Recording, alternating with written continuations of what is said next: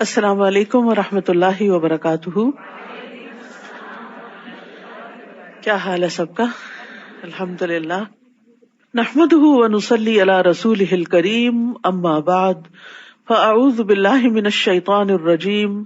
بسم اللہ الرحمن الرحیم. رب اشرح لی صدری ویسر لی امری واحلل عقدۃ من لسانی یفقہوا قولی. تمام مخلوق علم والوں کے لیے بخشش کی دعائیں کرتی ہے.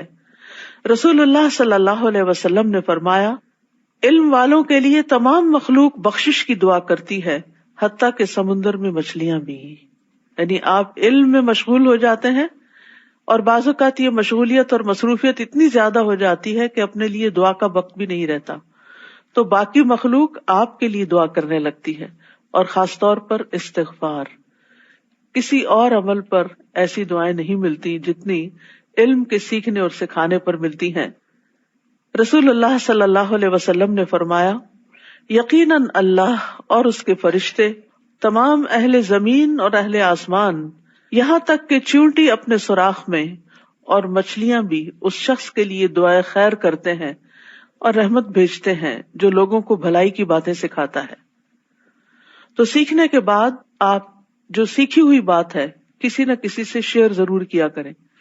یہ اس کا اتنا بڑا ریوارڈ، اتنی بڑی جزا ہے کہ آپ کے لیے باقی مخلوق دعائیں کرنے لگے گی.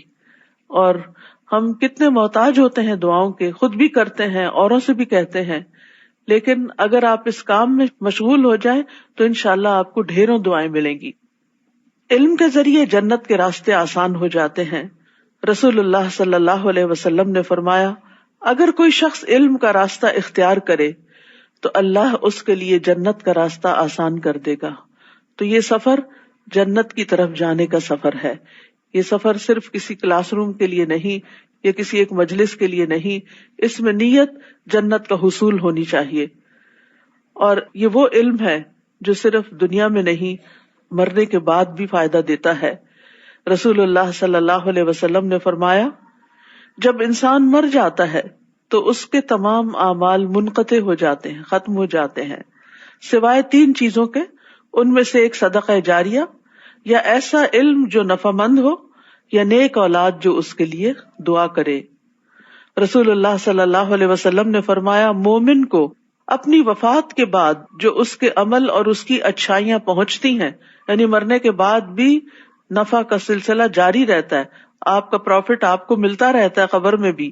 ان میں یہ بھی ہیں جس علم کی اس نے تعلیم دی اور اسے پھیلایا، نیک اولاد جو پیچھے چھوڑی، قرآن مجید کا نسخہ جو کسی کو وراثت میں ملا، یعنی آپ کا قرآن تھا یا آپ نے کسی کو لے کر دیا اور وہ اس میں سے پڑھ رہا ہے، مسجد جو اس نے تعمیر کی، مسافر خانہ جو اس نے قائم کیا، نہر جو اس نے جاری کی، نہر، کنواں، پانی کا نل، ٹینک، کوئی بھی ایسی چیز جس سے لوگوں کو پانی ملتا رہے، مخلوق کو.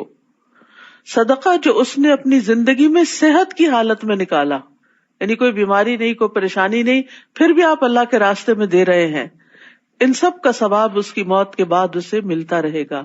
تو اس لیے ہمیں ایسے کاموں کے لیے حریص ہونا چاہیے کہ جو ہمارے مرنے کے بعد بھی ہمیں فائدہ دے. یہ کس قدر نفع کا سودا ہے. اللہ سبحانہ وتعالی ہمیں خالص نیت کے ساتھ، شوق اور جذبے کے ساتھ اس علم کو حاصل کرنے اور پھر حاصل کرنے کے بعد بانٹنے کی توفیق عطا فرمائے. 7واں پارہ. اعوذ باللہ من الشیطان الرجیم. بسم اللہ الرحمن الرحیم. وَإِذَا سَمِعُوا مَا أُنزِلَ إِلَى الرَّسُولِ تَرَىٰ أَعْيُنَهُمْ تَفِيضُ مِنَ الدَّمْعِ مِمَّا عَرَفُوا مِنَ الْحَقِّ يَقُولُونَ رَبَّنَا آمَنَّا فَاكْتُبْنَا مَعَ الشَّاهِدِينَ. شروع کرتی ہوں اللہ کے نام سے جو بے انتہا مہربان، نہایت رحم فرمانے والا ہے. اور جب وہ اس کلام کو سنتے ہیں جو رسول کی طرف نازل کیا گیا، تو آپ دیکھتے ہیں کہ حق پہچان لینے کی وجہ سے ان کی آنکھیں آنسوؤں سے چھلک رہی ہوتی ہیں. وہ کہتے ہیں اے ہمارے رب ہم ایمان لائے پس ہمیں گواہی دینے والوں کے ساتھ لکھ دے. تو اللہ کے کلام کو سن کر رونا یہ صالحین کا طریقہ ہوتا ہے. علماء اللہ کی خشیت رکھتے ہیں اور اللہ کے ڈر سے روتے ہیں جب اللہ کا کلام سنتے ہیں، لیکن بے ہوش نہیں ہوتے. وہ اللہ سے دعائیں کرتے ہیں، سوال کرتے ہیں، لیکن چلاتے نہیں. اللہ سبحانہ وتعالیٰ نے ایسی کتاب نازل کی ہے جو سب سے بہترین ہے. اللہ نزل احسن الحدیث کتابا متشابہا مثانی تقشعر منہ جلود الذین یخشون ربہم ثم تلین جلودہم وقلوبہم الی ذکر اللہ. اللہ نے سب سے اچھی بات نازل فرمائی، ایسی کتاب جو آپس میں ملتی جلتی ہے، ایسی آیات جو بار بار دہرائی جانے والی ہیں. اس سے ان لوگوں کی کھالوں کے رونگٹے کھڑے ہو جاتے ہیں جو اپنے رب سے ڈرتے ہیں. یعنی یہ کتاب ان کے دلوں پر عجب طرح اثر کرتی ہے. پھر ان کی کھالیں اور ان کے دل اللہ کے ذکر کی طرف نرم ہو جاتے ہیں، یعنی ان کے اندر نرمی ہوتی ہے. یاد رکھیں 3 افراد کی آنکھیں قیامت کے دن آگ کو نہیں دیکھیں گی. ان میں سے ایک وہ آنکھ ہے جو اللہ کے ڈر سے رو پڑی. تو بنیادی طور پر یہ آیت نجاشی جو حبشہ کا بادشاہ تھا اور اس کے ساتھیوں کے بارے میں اتری کہ جب انہوں نے حضرت جعفر سے سورت مریم کی تلاوت سنی تو ان کی آنکھوں سے آنسو چھلک پڑے. یاد رکھیے آنکھ کا پانی، آنسو یا آنسو کا ایک قطرہ بھی دیکھنے میں ایک معمولی سی چیز ہے جو عموماً گر کے ٹپک کے کہیں گم ہو جاتا ہے، لیکن اپنے اندر اتنی طاقت رکھتا ہے کہ اگر خلوص نیت سے بہایا جائے، اللہ کے ڈر سے بہایا جائے تو پہاڑوں جیسے گناہ بھی معاف ہو جاتے ہیں. یاد رکھیے یہ آنسو اللہ کی یاد میں ہی بہنے چاہیے. لیکن ہم عام طور پر کن باتوں پہ روتے ہیں؟ ہمارے آنسو دنیا کے لیے بہتے ہیں یا آخرت کے لیے بہتے ہیں؟ ہمارے آنسو بندوں کی یاد میں بہتے ہیں یا اللہ کی یاد میں بہتے ہیں؟ ہم سب کو اس بات کا جائزہ لینا چاہیے. تو یہاں اللہ سبحانہ تعالیٰ نے ان لوگوں کی تعریف فرمائی ہے کہ جو اللہ کا کلام سن کے روتے ہیں اور پھر وہ کیا کہتے ہیں، یقولون ربنا آمنا، کہ ہمارے رب ہم اس پر ایمان لے آئے، جو آپ نے اتارا ہم اس کو مانتے ہیں، اس کا انکار نہیں کرتے. فاکتبنا مع الشاہدین، ہمیں شاہدین کے ساتھ لکھ لیجئے. شاہدین سے مراد ابن عباس کہتے ہیں کہ محمد صلی اللہ علیہ وسلم اور ان کی امت کے لوگ ہیں. یہ گواہی دینے والی امت ہے. اور اس امت میں شامل کیسے ہوتے ہیں؟ اشہد ان لا الہ الا اللہ و اشہد ان محمدن عبدہ و رسولہ کہہ کے. تو اللہ کی توحید کی گواہی، محمد صلی اللہ علیہ وسلم کی نبوت کی گواہی، اور اس کے بعد قیامت کے دن دیگر اقوام پر گواہی. تو انہوں نے یہ خواہش کی کہ ہمارا شمار بھی ان کے ساتھ ہو. اور یہ ایک حقیقت ہے کہ جو اللہ سے محبت کرتا ہے پھر وہ لازماً اس سے بھی محبت کرتا ہے جو اللہ سے محبت کرتے ہیں اور اللہ کی توحید کو جانتے ہیں. اللہ سبحانہ تعالیٰ نے ہمیں امت وسط بنایا. وَكَذَلِكَ جَعَلْنَاكُمْ أُمَّةً وَسَطًا لِتَكُونُوا شُهَدَاءَ عَلَى النَّاسِ وَيَكُونَ الرَّسُولُ عَلَيْكُمْ شَهِيدًا، اور اسی طرح ہم نے تمہیں سب سے بہتر امت بنایا تاکہ تم لوگوں پر شہادت دینے والے بنو اور رسول تم پر شہادت دینے والے بنے. وَمَا لَنَا لَا نُؤْمِنُ بِاللَّهِ وَمَا جَاءَنَا مِنَ الْحَقِّ، اور ہمیں کیا ہے کہ ہم اللہ پر ایمان نہ لائیں، ہم بھلا ایمان کیوں نہ لائیں، اور اس حق پر جو ہمارے پاس آ گیا. اور ہم امید رکھتے ہیں کہ ہمارا رب ہمیں جنت میں صالح لوگوں کے ساتھ داخل کرے گا. یعنی ایمان دل کے اندر ایک امید پیدا کر دیتا ہے. اگرچہ اپنے گناہ ہوتے ہیں لیکن ایمان لانے سے وہ سارے مٹ جاتے ہیں اور انسان خیر اور بھلائی اور جنت کے راستوں کی طرف چل پڑتا ہے. تو اس کے بدلے میں جو انہوں نے کہا، اللہ انہیں ایسے باغات عطا کرے گا جن کے نیچے نہریں جاری ہیں، جن میں وہ ہمیشہ رہنے والے ہیں، اور احسان کرنے والوں کا یہی بدلہ ہے. تو گویا اچھی بات پر بھی جنت مل جاتی ہے. فَأَثَابَهُمُ اللَّهُ بِمَا قَالُوا جَنَّاتٍ، ان کے قول کے بدلے اللہ انہیں جنتیں عطا کرے گا. یاد رکھیے اگر آپ مال کے ساتھ نیکی نہیں کرنے کے قابل کے مال ہے نہیں یا اپنے ہاتھ سے کوئی کام نہیں کر سکتے کہ آپ بیمار ہیں، کمزور ہیں، تو اچھی بات ہی کریں. پچھلے دنوں میرا ایک بزرگ خاتون سے ملنے کا اتفاق ہوا جن کی عمر تقریباً 100 سال کے قریب ہے، اور جتنی دیر ان کے پاس بیٹھنے کا اتفاق ہوا وہ اللہ کی تعریف ہی بیان کرتی رہی کہ اللہ کا شکر ہے، اللہ نے بڑی نعمتیں دی ہیں، مسلسل اللہ کا ذکر. تو میں نے ان پہ اتنا رش کیا کہ اس عمر میں لوگ سٹھیا جاتے ہیں، اس عمر میں لوگوں کی عقل ماری جاتی ہے اور طرح طرح کی باتیں کرتے ہیں، یا کبھی اولاد کے غم میں مبتلا رہتے ہیں اور کبھی کسی اور پریشانی میں یا صرف موت کے خوف میں، لیکن وہ مسلسل اللہ ہی کی تعریف بیان کر رہی تھی. تو یہ کتنی خوش قسمتی کی بات ہے کہ انسان اور کچھ نہیں کرنے کے قابل اب تو کم از کم اللہ کی تعریف بھی کرتا رہے. ایک دفعہ الحمدللہ کہنا زمین و آسمان کے درمیان کی فضا کو بھر دیتا ہے، میزان کو بھر دیتا ہے، اتنی زیادہ نیکیاں انسان کو ملتی. تو اچھی بات کے لیے زبان ہلانے میں آخر کیا مشکل ہے؟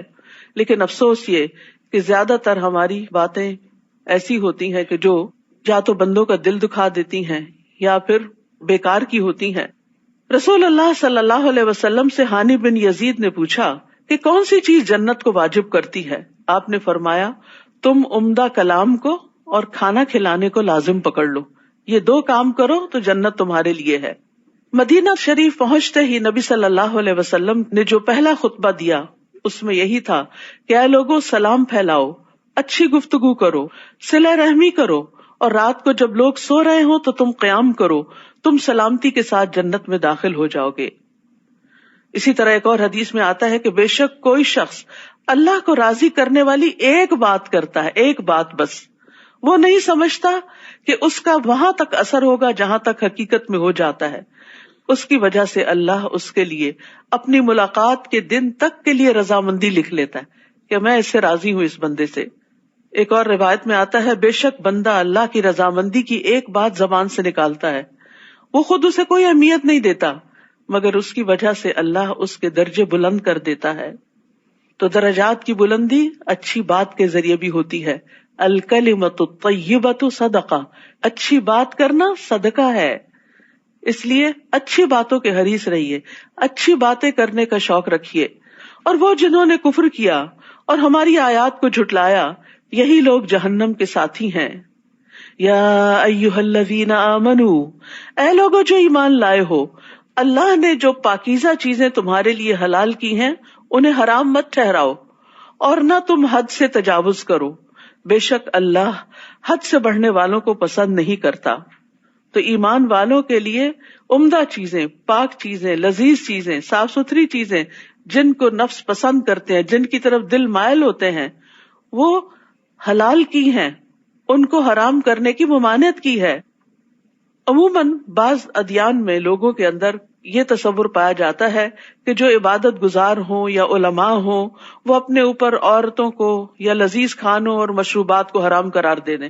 یہ زہد ہے، یہ تقویٰ ہے، اور اپنے آپ کو صرف عبادت خانوں میں قید کر لیں. لیکن یہاں مومنوں کو کیا بتایا گیا کہ نہیں، طیب ہوں، پاک ہوں، جائز ہوں، حلال ہوں، وہ تم پر حرام نہیں لیکن حدود کے اندر، اس میں بھی اسراف نہیں، زیادتی نہیں. تو جو چیزیں شریعت نے حلال کی ہیں ان کو خود سے کبھی بھی حرام نہیں کرنا چاہیے. نبی صلی اللہ علیہ وسلم کی غیر موجودگی میں کچھ لوگوں نے نبی صلی اللہ علیہ وسلم کی عبادت کے بارے میں پوچھا. جب بتایا گیا تو انہوں نے اس عمل کو کچھ کم سمجھا، کہا کہ آپ سے ہمارا کیا مقابلہ، آپ کے تو اگلے پچھلے سب گناہ معاف کر دیے گئے ہیں. تو ایک نے کہا میں تو ہمیشہ رات بھر نماز پڑھوں گا، دوسرے نے کہا میں تو ہمیشہ روزہ رکھوں گا، کبھی ناغہ نہیں کروں گا، تیسرے نے کہا میں تو عورتوں سے جدائی اختیار کر لوں گا، کبھی شادی نہیں کروں گا. نبی صلی اللہ علیہ وسلم تشریف لائے اور ان سے پوچھا کیا تم وہی لوگ ہو جنہوں نے یہ باتیں کہیں؟ اللہ کی قسم میں تم سب سے زیادہ اللہ سے ڈرنے والا ہوں اور میں تم میں سب سے زیادہ اللہ کا تقوی اختیار کرنے والا ہوں. میں روزہ بھی رکھتا ہوں اور افطار بھی کرتا ہوں، نماز بھی پڑھتا ہوں اور سوتا بھی ہوں، اور نکاح بھی کرتا ہوں. جس نے میری سنت سے بے رغبتی کی وہ مجھ سے نہیں.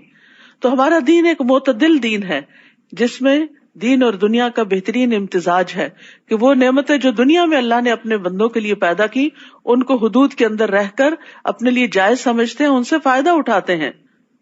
اور کھاؤ اس میں سے جو اللہ نے حلال پاکیزہ رزق تمہیں عطا کیا ہے، اور اللہ سے ڈرو وہ جس پر تم ایمان رکھتے ہو. یعنی ایمان کس بات کا تقاضا کرتا ہے؟ تقوی کا، خشیت کا.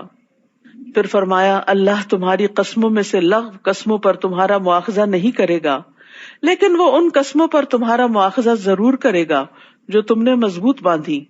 تو قسم توڑنے کا کفارہ 10 مسکینوں کو اوسط درجے کا کھانا کھلانا ہے جو تم اپنے گھر والوں کو کھلاتے ہو، یا انہیں کپڑے پہنانا ہے، یا ایک گردن کا آزاد کرنا ہے. تو جو کوئی یہ نہ پائے تو 3 دنوں کے روزے رکھنا ہے. یہ تمہاری قسموں کا کفارہ ہے جب تم قسم کھاؤ، اور اپنی قسموں کی حفاظت کیا کرو. اسی طرح اللہ اپنی آیات یعنی احکامات تمہارے لیے واضح کرتا ہے تاکہ تم شکر ادا کرو.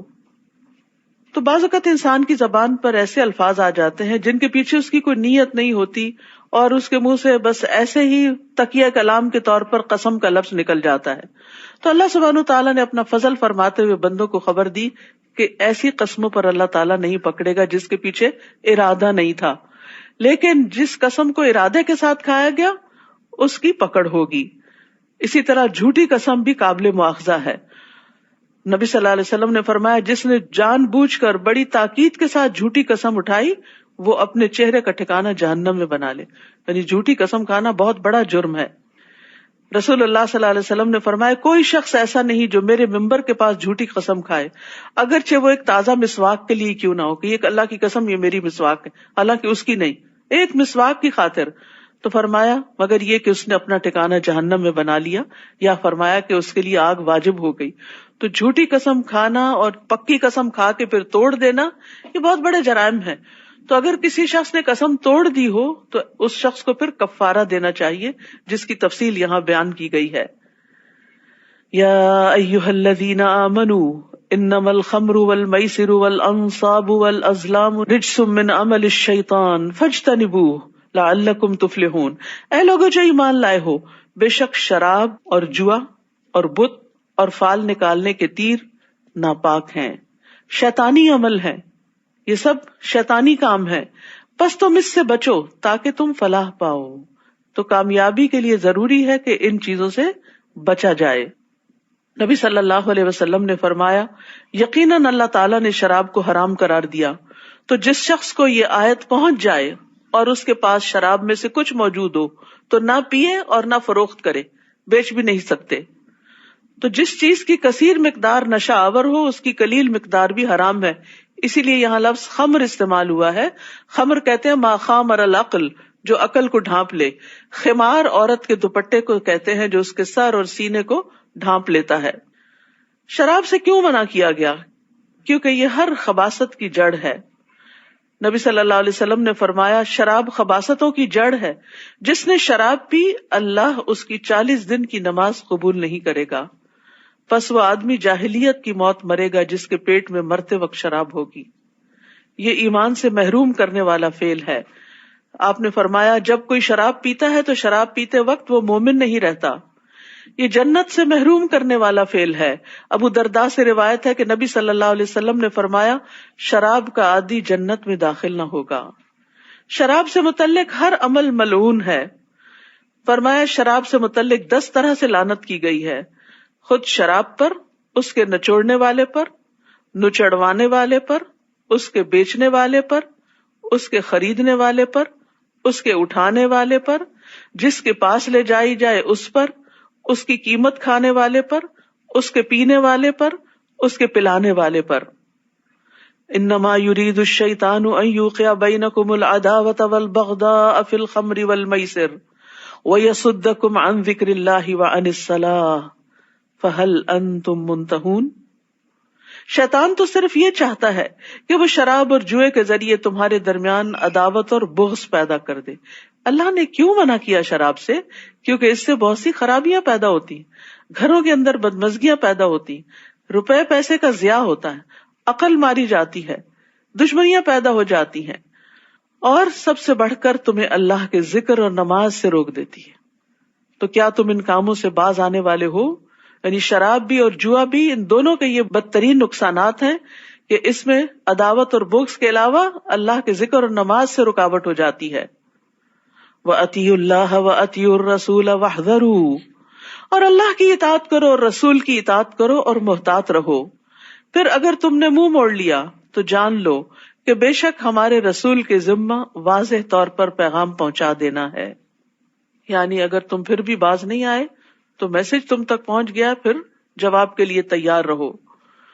وہ لوگ جو ایمان لائے اور انہوں نے نیک عمل کیے ان پر کوئی گناہ نہیں اس بارے میں جو وہ کھا چکے، کہ انہوں نے تقوی اختیار کیا اور وہ ایمان لائے اور انہوں نے نیک عمل کیے، پھر انہوں نے تقوی اختیار کیا اور ایمان لائے، پھر انہوں نے تقوی اختیار کیا اور نیک کام کیے، اور اللہ نیک کام کرنے والوں سے محبت کرتا ہے. تو کھانے پینے کے معاملے میں اللہ کا خوف اور اللہ کا تقوی نہایت ضروری ہے. ہوا یہ کہ کچھ لوگ جن کے عزیز رشتہ دار شراب کی حرمت کے نزول سے پہلے فوت ہو چکے تھے تو وہ بہت پریشان تھے کہ وہ شراب پینے سے توبہ کیے بغیر مر گئے تو ان کا کیا ہوگا. تو یہاں بتا دیا گیا کہ جو متقی ہو، مومن ہو اور احسان کی روش پر ہو تو اللہ سبحانہ تعالیٰ اس کو معاف کرنے والا ہے، اور پھر جب تک کوئی حکم آئے نہ اس وقت تک ویسے بھی معافی ہے. اور یہاں پر تقوی اور احسان دونوں کی بات کی گئی. متقی محسن متقی مومن سے بہتر ہے. ثم اتقوا واحسنوا واللہ یحب المحسنین. یا ایھا الذین آمنوا، اے لوگوں جو ایمان لائے ہو، اللہ تمہیں شکار میں سے کسی ایسی چیز کے ساتھ ضرور آزمائے گا جو تمہارے ہاتھوں اور نیزوں کی زد میں ہوں گے، تاکہ اللہ جان لے کہ کون اس سے غائبانہ ڈرتا ہے. بعض اوقات حرام چیزیں انسان کے لیے بڑی آسان ہوتی ہیں حاصل کرنی، اور وہ اس کا بہت بڑا ٹیسٹ ہوتا ہے. یعنی آپ کو کوئی ایسی جاب ملی، ایسا کام ملا کہ جس میں بہت زبردست آمدنی ہے اور بہت سی سہولتیں ہیں، بہت سے پروویژنز ہیں، اور آپ کو ضرورت بھی ہے، لیکن آپ کو پتا ہے کہ یہ حرام ہے، تو آپ صرف اس لیے چھوڑ دیتے ہیں کہ اس سے اللہ ناراض ہوتا ہے. تو یہ اصل میں کیا تھا؟ ایسی اپرچونٹیز کا سامنے آنا یہ اللہ کی طرف سے ایک آزمائش ہوتی. جیسے کہ یہاں بتایا گیا کہ مسلمان صلح حدیبیہ کے سفر میں جا رہے تھے تو احرام کی حالت میں شکار ان کے ہاتھوں کی پہنچ پہ آ گیا، اور انہیں ضرورت بھی تھی لیکن انہوں نے اپنے ہاتھوں کو روک کے رکھا. اور یہ بہت ٹیمپٹیشن کی بات ہے نا کہ جو چیز آپ کے ہاتھ آ جائے اور پھر آپ اس کو رکھ دیں کہ نہیں، اللہ کا حکم نہیں. جو تمہارے ہاتھوں اور نیزوں کی زد میں ہوں گے تاکہ اللہ جان لے کہ کون اس سے غائبانہ ڈرتا ہے. یہ انسان کی خشیت کا امتحان ہوتا ہے. تو جو کوئی اس کے بعد زیادتی کرے تو اس کے لیے دردناک عذاب ہے. بعض جگہیں ایسی ہوتی ہیں، بعض کام ایسے ہوتے ہیں لوگ نہیں دیکھ رہے ہوتے، صرف آپ کا رب آپ کو دیکھ رہا ہوتا ہے، اور آپ صرف رب کی خاطر غلط کام کو نہیں کرتے، خواہ آپ کو کتنا بھی پسند کیوں نہ ہو. اسکرین پر حرام چیزیں کب آپ سٹاپ کر سکتے ہیں، بلاک کر سکتے ہیں، روک سکتے ہیں؟ جب آپ کو صرف رب کا ڈر ہوتا ہے. شوہر کو بیوی کا ڈر، یا بیوی کو شوہر کا ڈر، یا بچوں کا ڈر، یہ چیزیں نہیں روک سکتی. بہت سے لوگ غلط چیزوں کے ایڈکٹ ہو جاتے ہیں کیونکہ وہ چھپ چھپ کے غلط کام کرنے کے عادی ہو چکے ہوتے ہیں، اور ان کے دل کی غذا پھر وہ حرام چیزیں بن جاتی ہیں. تو ان چیزوں سے رکنے کا طریقہ بھی اللہ کا خوف ہی ہے، تقوی ہی ہے کہ اللہ تعالیٰ دیکھنے والا ہے اور وہ پوچھنے والا ہے. اور ان حرام کاموں میں پڑنے سے زندگی میں بے برکتی ہوگی، رزق میں بے برکتی ہوگی، طرح طرح کی اور مصیبتیں اور آفتیں آئیں گی. تو یہ چیز انسان کو حرام چیز سے روک دیتی، خواہ اس کو کتنی ہی پسند کیوں نہ ہو. یا ایھا الذین آمنوا، اے لوگو جو ایمان لائے ہو، حالت احرام میں شکار نہ کرو، اور جس نے تم میں سے اسے جان بوجھ کر مارا تو اسی کی مانند چوپایوں میں سے بدلہ دینا ہوگا جو اس نے مارا، تو تب توبہ قبول ہوگی. جس کا فیصلہ تم میں سے 2 عدل والے کریں گے، یہ قربانی کعبہ تک پہنچنے والی ہو، یعنی جو دم دیا جاتا ہے وہ حرم میں ہی دیا جاتا ہے، یا کفارہ ہو چند مسکینوں کو کھانا کھلانا، یا اس کے برابر روزے رکھنا، تاکہ وہ اپنے کیے کا وبال چکھے. یعنی یہ فائن ہے، اللہ نے اس سے درگزر کیا جو ہو چکا، اور جو کوئی پھر وہی کام کرے تو اللہ اس سے انتقام لے گا. یعنی غلط کام، غلطی کو بار بار ریپیٹ نہیں کرنا چاہیے ورنہ اللہ کی پکڑ میں آ جائیں گے. اور اللہ بہت زبردست ہے، انتقام لینے والا ہے. تمہارے لیے سمندر کا شکار اور اس کا کھانا حلال کر دیا گیا، جو تمہارے لیے اور مسافروں کے لیے فائدہ مند ہے، لیکن جب تک تم احرام میں ہو خشکی کا شکار تم پر حرام کیا گیا. اور اللہ سے ڈرو، وہ جس کی طرف تم اکٹھے کیے جاؤ گے. خشکی پر تو اور بھی غذائیں مل جاتی ہیں، اس لیے شکار منع کر دیا گیا، لیکن سمندری سفر یا بحری سفر سے اگر کوئی حج پہ جا رہا ہو اور ایک ایک مہینے کا سفر، جیسے کینیڈا سے اگر کوئی بحری جہاز پہ جائے تو آپ سوچئے کب پہنچے گا. تو ایسی صورت میں سمندر کا شکار حلال ہے احرام کی حالت میں، اور اس کا کھانا بھی. اللہ نے کعبہ کو حرمت والا گھر بنایا جو لوگوں کے لیے قیام کا ذریعہ ہے، اور ماہ حرام کو اور قربانی کے جانوروں کو اور پٹے والے جانوروں کو جو کعبہ کی طرف لے جائے جاتے ہیں، یہ اس لیے کہ تم جان لو کہ بے شک اللہ جانتا ہے جو کچھ آسمانوں میں ہے اور جو زمین میں ہے، اور بے شک اللہ ہر چیز کو خوب جاننے والا ہے. جان لو بے شک اللہ سخت سزا والا اور بے شک اللہ بہت بخشنے والا نہایت رحم کرنے والا ہے. تو رحمت اللہ کی صفت ہے اور عذاب اس کا فعل ہے. تو سزا اور جزا میں اللہ کی رحمت غالب ہے. رسول کے ذمہ تو صرف پیغام پہنچا دینا ہے، اور اللہ جانتا ہے جو تم ظاہر کرتے ہو اور جو تم چھپاتے ہو. یعنی رسول صلی اللہ علیہ وسلم کی ذمہ داری پیغام پہنچانے کی ہے، منوانے کے لیے زبردستی کرنا آپ کی ذمہ داری نہیں. اور پھر ہدایت کی توفیق، جو حکم پہنچا اس پر عمل کی توفیق بھی اللہ دیتا ہے، اس پر ثواب بھی وہ دیتا ہے، اور اس پر جزا بھی وہی دیتا ہے، اور اسی سے ہی توقع رکھنی چاہیے. اور یہاں پر رسول کے بعد اللہ تعالیٰ کے پیغامات پہنچا دینے کی ذمہ داری کس پر ہے؟ امت محمد صلی اللہ علیہ وسلم پر ہے. اور اس کی دلیل کیا ہے؟ ابو بکر رضی اللہ عنہ کہتے ہیں کہ نبی صلی اللہ علیہ وسلم نے ہمیں قربانی کے دن خطبہ دیا اور فرمایا، بے شک تمہارے خون اور تمہارے مال تم پہ حرام ہے، جیسے اس دن کی حرمت تمہارے اس دن، اس مہینے میں اور اس شہر میں ہے، حتیٰ کہ تم اپنے رب سے جا ملو. خبردار، کیا میں نے حکم پہنچا دیا؟ لوگوں نے کہا جی ہاں. یعنی جو آپ نے حجۃ الوداع پہ خطبہ دیا تھا اس کے بارے میں پوچھ رہے کہ لوگوں میں نے تمہیں پیغام پہنچا دیا، اور پیغام سے مراد صرف وہ خطبہ نہیں بلکہ دین کا سارا پیغام. آپ نے فرمایا اے اللہ تو گواہ رہے. 3 دفعہ آپ نے انگلی اوپر اٹھائی اور فرمایا اللہم اشہد، اللہم اشہد، اللہم اشہد. اللہ تو گواہ رہنا، یہ سب گواہی دے رہے ہیں کہ میں نے اپنا فریضہ ادا کر دیا ہے. پھر آپ نے کیا فرمایا کہ میں نے تو فریضہ ادا کر دیا، اب تم نے کیا کرنا ہے؟ حاضر کو چاہیے کہ یہ تعلیمات غیر موجود کو پہنچا دے.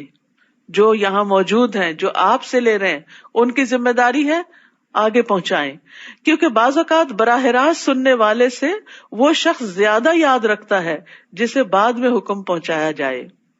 اور اسی لیے آپ دیکھیں کہ بعد میں آنے والی جنریشن میں بے شمار حفاظ ہوئے، نہ صرف یہ قرآن مجید کے بلکہ حدیث کے حفاظ. اصل میں اسلامک ٹریڈیشن میں تو حافظ کہتے ہی اس کو تھے کہ کم از کم 1,00,000 حدیثیں جس کو یاد ہوں.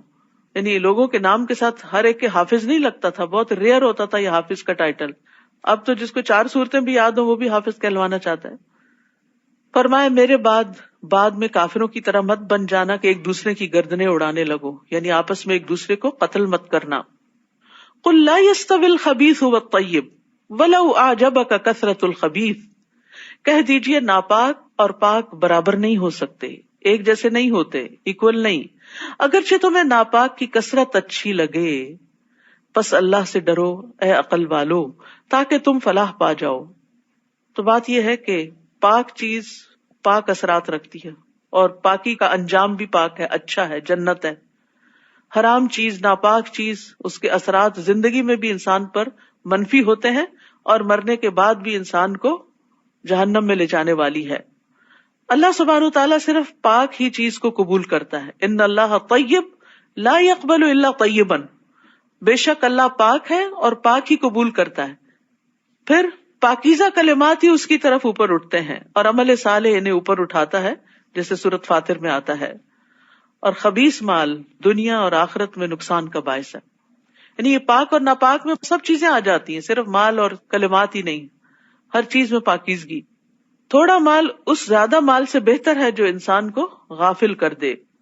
وَلَوْ أَعْجَبَكَ كَثْرَةُ الْخَبِيثِ، خواہ خبیث کی کثرت تمہیں اچھی ہی کیوں نہ لگے.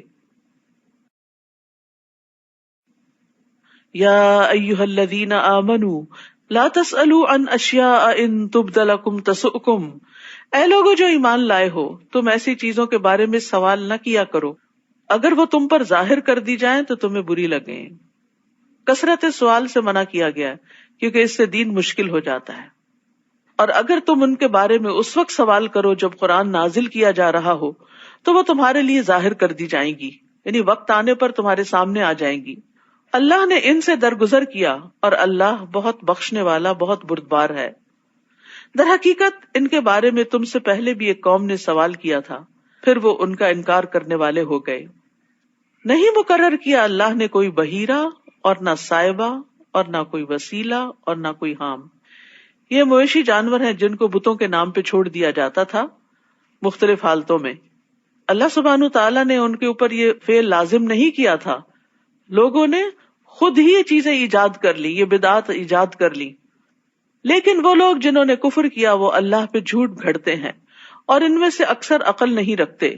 اور جب ان سے کہا جاتا ہے کہ آؤ اس چیز کی طرف جو اللہ نے نازل کی اور آؤ رسول کی طرف، تو وہ کہتے ہیں ہمیں وہی کافی ہے جس پر ہم نے اپنے باپ دادا کو پایا۔ یاد رکھیے دین کے معاملات میں، دین کے احکامات میں باپ دادا کے قول کی کوئی حیثیت نہیں۔ جب آپ کو کوئی کام عبادت سمجھ کے کرنا ہے تو اس لیے نہیں کرنا کہ وہ میری ساس بھی ختم دیتی تھی تو اس لیے میں بھی دیتی ہوں۔ اس کی کیا دلیل ہے؟ اگر دلیل نہیں ہے تو آپ یہ کام مت کریں۔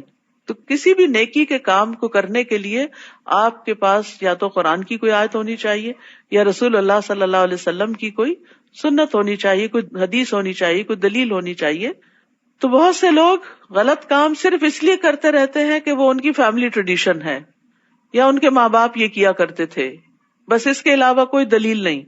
تو یہ دلیل آخرت میں قبول نہیں۔ کیا بھلا اگرچہ ان کے باپ دادا کچھ علم بھی نہ رکھتے ہوں پھر بھی وہ اپنے باپ دادا کی پیروی کریں گے اور نہ ہی وہ ہدایت یافتہ ہوں۔ تو لوگوں کے دین و دنیا کو ضائع کرنے کا ایک بہت بڑا سبب اللہ کی نازل کردہ ہدایت کو چھوڑنا اور آبا کی تقلید کرنا ہے۔ اور یہ صرف عبادات کے معاملے میں نہیں، بعض اوقات کلچر کے معاملے میں بھی کچھ ایسی چیزیں ہم نے اپنے اوپر حرام کر رکھی ہیں کہ جو اللہ کے دین نے حرام نہیں کی۔ مثلاً اپنی ذات سے باہر شادی نہیں کریں گے، اپنے خاندان سے باہر شادی نہیں کرنا، یا اسی طرح کی اور چیزیں جس کو دین نے منع نہیں کیا، حرام نہیں کیا، لیکن ہم نے خود ہی کر دیا۔ تو اس چیز کے بارے میں بھی ہمیں سوچنا چاہیے کہ جس چیز پر ہم سختی سے پابند ہو جاتے ہیں، اڑ جاتے ہیں، ڈٹ جاتے ہیں، دیکھنا چاہیے کیا واقعی اس پر اتنی ثابت قدمی کا حکم ہمارے دین نے بھی ہمیں دیا۔ یا ایھا الذین آمنو، اے لوگو جو ایمان لائے ہو، تم پر لازم ہے اپنی جانوں کو بچانا، یعنی سب سے پہلے انسان پر ذمہ داری اپنے آپ کی ہوتی ہے۔ جو بھٹک گیا وہ تمہیں کچھ نقصان نہ دے سکے گا جبکہ تم خود ہدایت پا چکے۔ اللہ کی طرف تم سب کا لوٹنا ہے، پھر وہ تمہیں بتائے گا جو تم عمل کرتے تھے۔ یعنی یہ نہیں کہ انسان لوگوں کی ہدایت کے لیے اور ان کو تبلیغ کرنے کے لیے اور ان کو نصیحتیں کرنے کے لیے تو اپنی زندگی کھپا دے اور خود اپنی عبادت کو بھول جائے اور نماز بھی وقت پہ نہ پڑھے۔ تو سب سے پہلے خود عمل کرنے کی ضرورت ہے۔ بعض لوگ اس آیت سے پھر ایک اور طرح کا معنی نکال لیتے ہیں کہ شاید نیکی کا حکم دینا یا برائی سے منع کرنا واجب نہیں، ہمیں تو صرف اپنی ہی فکر کرنی چاہیے۔ یہ اس آیت کا مطلب نہیں۔ اس آیت کا مطلب دراصل یہ ہے کہ جب ایک انسان اپنی تبلیغ میں اپنی پوری قوت کوشش صرف کر دے لیکن لوگ پھر بھی نہ مانے تو ان کی ذمہ داری بتانے والے پہ نہیں ہے۔ اس سے نہیں پوچھا جائے گا کہ لوگوں نے کیوں نہیں مانا۔ ان کا بھٹکنا تمہیں نقصان نہیں دے گا اگر تم خود ہدایت یافتہ ہو۔ ہاں، اگر خود بھی ہدایت پر نہیں تو پھر پکڑ ہوگی۔ یا ایھا الذین آمنو، اے لوگو جو ایمان لائے ہو، جب تم میں سے کسی کو موت آئے تو وصیت کرتے وقت تم میں سے 2 عدل والوں کی گواہی ہو، یا تمہارے علاوہ 2 اور لوگوں کی، اگر تم زمین میں سفر کر رہے ہو، پھر تمہیں موت کی مصیبت پہنچے۔ موت ایک مصیبت ہے، اسی لیے ہم کسی کے فوت ہونے پر کیا پڑھتے ہیں؟ الذین اذا اصابتہم مصیبۃ قالوا انا للہ و انا الیہ راجعون۔ تو سب سے بڑی مصیبت تو موت ہے، کیونکہ اس کا کوئی آلٹرنیٹ نہیں، نعم البدل نہیں۔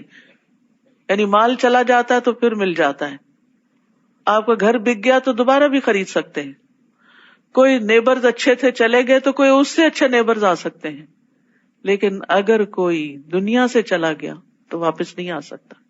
تو اسی لیے یہاں موت کو مصیبت کہا گیا۔ لیکن اس سے بڑی مصیبت کیا ہے کہ انسان موت کو یاد نہ کرے، موت کی تیاری نہ کرے، اس میں غور و فکر چھوڑ دے۔ تو ایک موت ہی نصیحت کرنے کے لیے کافی ہے اگر انسان واقعی اپنی موت کو سنجیدگی کے ساتھ سوچے. تو یہاں پر فرمایا گیا کہ پھر تمہیں موت کی مصیبت پہنچے تو شک کی صورت میں تم ان دونوں کو نماز کے بعد روک لو کہ انہوں نے کوئی ہیر پھیر کر دی امانت میں. پھر وہ دونوں اللہ کی قسمیں کھائیں کہ ہم اس قسم سے کوئی قیمت نہیں لے رہے اگرچہ وہ رشتہ دار ہوں، اور نہ ہم گواہی کو چھپا رہے ہیں. اگر ہم ایسا کریں تو بے شک تب ہم البتہ گناہگاروں میں سے ہوں گے.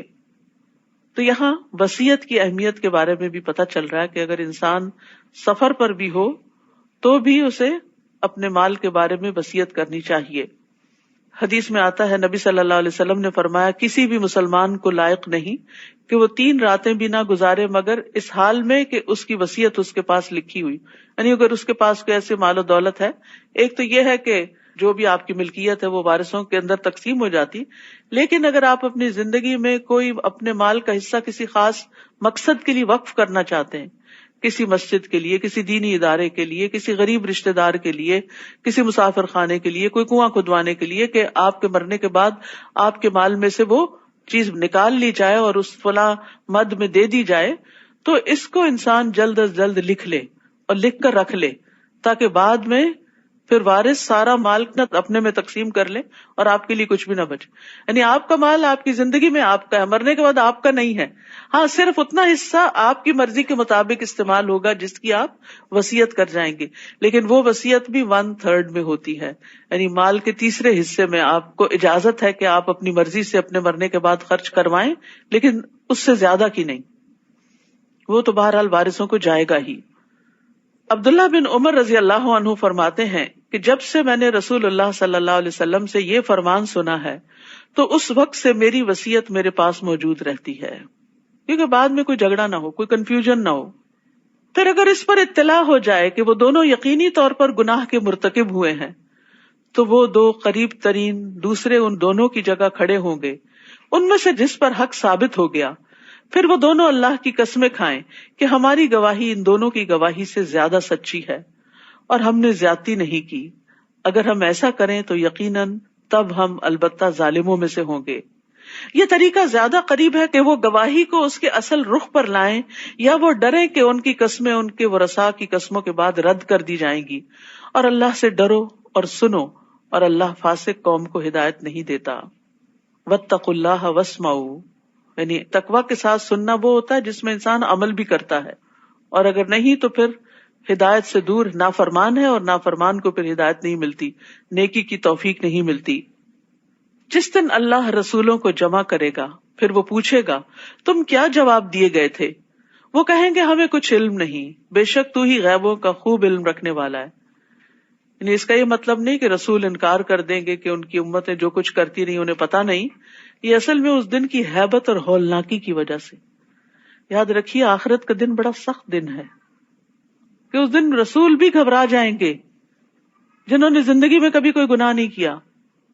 تو جس شخص کے دل میں اس دن کا ڈر آ جائے پھر اس کی زندگی میں تقویٰ آ جاتا ہے، پھر وہ برائیوں سے بچنے کی فکر کرتا ہے کہ میرا اس دن کیا بنے گا جب سبھی ساتھ چھوڑ جائیں گے، نہ مال کام آئے گا، نہ اولاد، نہ دوست، نہ رشتہ دار، نہ شہرت، نہ نام، کچھ بھی نہیں. تو گھبراہٹ سے کہیں گے کہ ہمیں علم نہیں، لیکن جب تھوڑے تسلی میں آئیں گے تو وہ جواب دیں گے اور اپنی امتوں کے بارے میں گواہی دیں گے کہ انہوں نے پیغام قبول کیا یا نہیں. اذ قال اللہ یا عیسی ابن مریم اذکر نعمتی علیک وعلی والدتک، جب اللہ فرمائے گا اے عیسی ابن مریم میری اس نعمت کو یاد کرو جو تم پر اور تمہاری والدہ پر ہوئی جب میں نے روح القدس کے ساتھ تمہاری تائید کی، یعنی جبریل علیہ السلام کے ساتھ تمہاری مدد کی. تم لوگوں سے گہوارے اور ادھیڑ عمر میں کلام کرتے تھے، اور جب میں نے تمہیں کتاب و حکمت اور تورات اور انجیل کی تعلیم دی، اور جب تم میرے اذن سے مٹی سے پرندے کی شکل کی مانند بناتے پھر اس میں پھونک مارتے تو وہ میرے اذن سے پرندہ بن جاتا، اور تم پیدائشی اندھے اور برس والے کو میرے اذن سے اچھا کر دیتے تھے، اور جب تم میرے اذن سے مردوں کو نکالتے تھے، اور جب میں نے بنو اسرائیل کو تم سے روکا تھا جب تم ان کے پاس واضح دلائل لے کر آئے تھے، یعنی انہوں نے ان کے قتل کا ارادہ کیا تھا، تو ان میں سے جنہوں نے کفر کیا وہ کہنے لگے یہ تو کھلم کھلا جادو. ہر پیغمبر کی تعلیم کو جادو کہہ کے جھٹلا دیا گیا، اور یہ دراصل لوگوں کا اپنے آپ ہی کو دھوکہ دینا تھا. تو اس آیت سے بنیادی طور پر عیسیٰ علیہ السلام کی ربوبیت کا رد کیا جا رہا ہے کہ لوگ ان کو الہ مانے، کیونکہ انہوں نے کیا کہا تھا، میں نے سب کام اللہ کے اذن سے کیے ہیں، تخلیق کے جو کام ہیں وہ اللہ کے اذن سے کیے ہیں. اور پھر ہم سب کو یاد رکھنا چاہیے کہ کسی بھی انسان سے فائدہ یا نقصان صرف اللہ کے اذن سے ہوتا ہے. اس لیے اپنے اندر سے ڈر نکال دینا چاہیے اور اللہ پہ بھروسہ کرنا چاہیے. بعض اوقات ایسا خوف لائق ہوتا ہے نا، فلاں شخص مجھے بدنام کر دے گا، فلاں شخص مجھ پہ ظلم نہ کرے، فلاں ایسا نہ کرے. نہیں، سب کچھ اللہ کے ہاتھ میں ہے. نبی صلی اللہ علیہ وسلم نے ابن عباس سے فرمایا تھا، یا غلام جان رکھو، اگر ساری دنیا مل کر بھی تمہیں نفع پہنچانا چاہے تو تمہیں نفع نہیں پہنچا سکتی سوائے اس کے جو اللہ نے تمہارے لیے لکھ دیا، اور اگر سارے مل کر تمہیں نقصان پہنچانا چاہیں تو تمہیں نقصان نہیں دے سکتے سوائے اس کے جو اللہ نے تمہارے لیے لکھ دیا. قلم اٹھا لیے گئے اور صحیفے خشک ہو گئے. تو اصل قوت، قدرت، طاقت اللہ کے ہاتھ میں ہے. تو عیسیٰ علیہ السلام سے جو معجزات سرزد ہوئے جن کا اس آیت میں ذکر ہے، وہ سب کچھ دراصل اللہ کے اذن ہی سے ہوا. اور یاد کرو جب میں نے حواریوں کی طرف الہام کیا کہ مجھ پر اور میرے رسول پر ایمان لاؤ، اللہ نے ان کے دل میں ڈالا. انہوں نے کہا ہم ایمان لائے. قالوا آمنا واشہد باننا مسلمون، اور گواہ رہو کہ بے شک ہم مسلمان ہیں. جب حواریوں نے کہا اے عیسیٰ ابن مریم، کیا تیرا رب یہ کر سکتا ہے کہ ہم پر آسمان سے ایک دسترخوان اتارے؟ اس نے کہا اللہ سے ڈرو اگر تم مومن ہو. انہوں نے کہا ہم چاہتے ہیں ہم اس میں سے کھائیں اور ہمارے دل مطمئن ہو جائیں. آپ دیکھیے عیسیٰ علیہ السلام نے کیسے کیسے معجزات نہیں دکھائے. اس کے بعد مزید کا مطالبہ ہے، اور ہم جان لیں کہ تم نے ہم سے سچ کہا تھا اور ہم اس پر گواہوں میں سے ہو جائیں. عیسیٰ ابن مریم نے کہا اے اللہ، اے ہمارے رب، تو ہم پر آسمان سے ایک خوان اتار جو ہمارے پہلوں اور پچھلوں کے لیے عید ہو جائے اور تیری طرف سے ایک نشانی ہو، اور ہمیں رزق عطا فرما، تو سب سے بہترین رازق ہے. اللہ تعالیٰ سے رزق مانگنا بھی چاہیے، اور جو لوگ رزق کی پریشانی یا تنگی کا شکار ہوں وہ یہ دعا پڑھا کریں، اللہم ارزقنی وانت خیر الرازقین. اور پورا کارڈ تیار کیا گیا ہے، وہ رزق میں فراخی کی دعاؤں پر مشتمل ہے، تو اس کو کثرت سے پڑھیں. یعنی جو لوگ بھی اس معاملے میں پریشان ہوتے ہیں کہ ان کے حالات تنگ ہیں یا کیا بنے گا ان کا، یا جاب نہیں ہے یا اور اسی طرح کے مسائل ہیں، تو یہاں پر عیسیٰ علیہ السلام بھی دعا مانگ رہے ہیں، وَارْزُقْنَا وَأَنْتَ خَيْرُ الرَّازِقِينَ. اور اللہ کو رازق ماننا اللہ کو بڑا پسند ہے کہ ہم اس کو رازق مانیں. ہم رزق لوگوں کے ہاتھ میں سمجھتے ہیں، اس کو خوش کر دیں تو ہمیں فلاں چیز مل جائے گی، اس کو خوش کر دیں تو وہاں سے یہ بینیفٹ حاصل ہو جائے گا، جبکہ رزق کی کنجیاں اللہ کے ہاتھ میں ہیں. قال اللہ انی منزلها علیکم، اللہ نے کہا بے شک میں اسے تم پر نازل کرنے والا ہوں، تو جو کوئی تم میں سے اس کے بعد کفر کرے گا تو میں ضرور اسے ایسا عذاب دوں گا جو میں نے جہان والوں میں سے کسی ایک کو نہ دیا ہوگا. اور جب اللہ کہے گا اے عیسیٰ ابن مریم، کیا تم نے لوگوں سے کہا تھا کہ اللہ کو چھوڑ کر مجھے اور میری ماں دونوں کو الہ بنا لو؟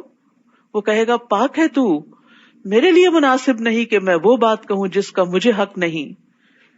اگر میں نے یہ کہا ہوتا تو یقیناً تو اسے جانتا ہوتا. تجھے پتا ہے میں نے نہیں کہا ایسا کچھ. تو جانتا ہے جو میرے نفس میں ہے، میں نہیں جانتا جو تیرے نفس میں ہے.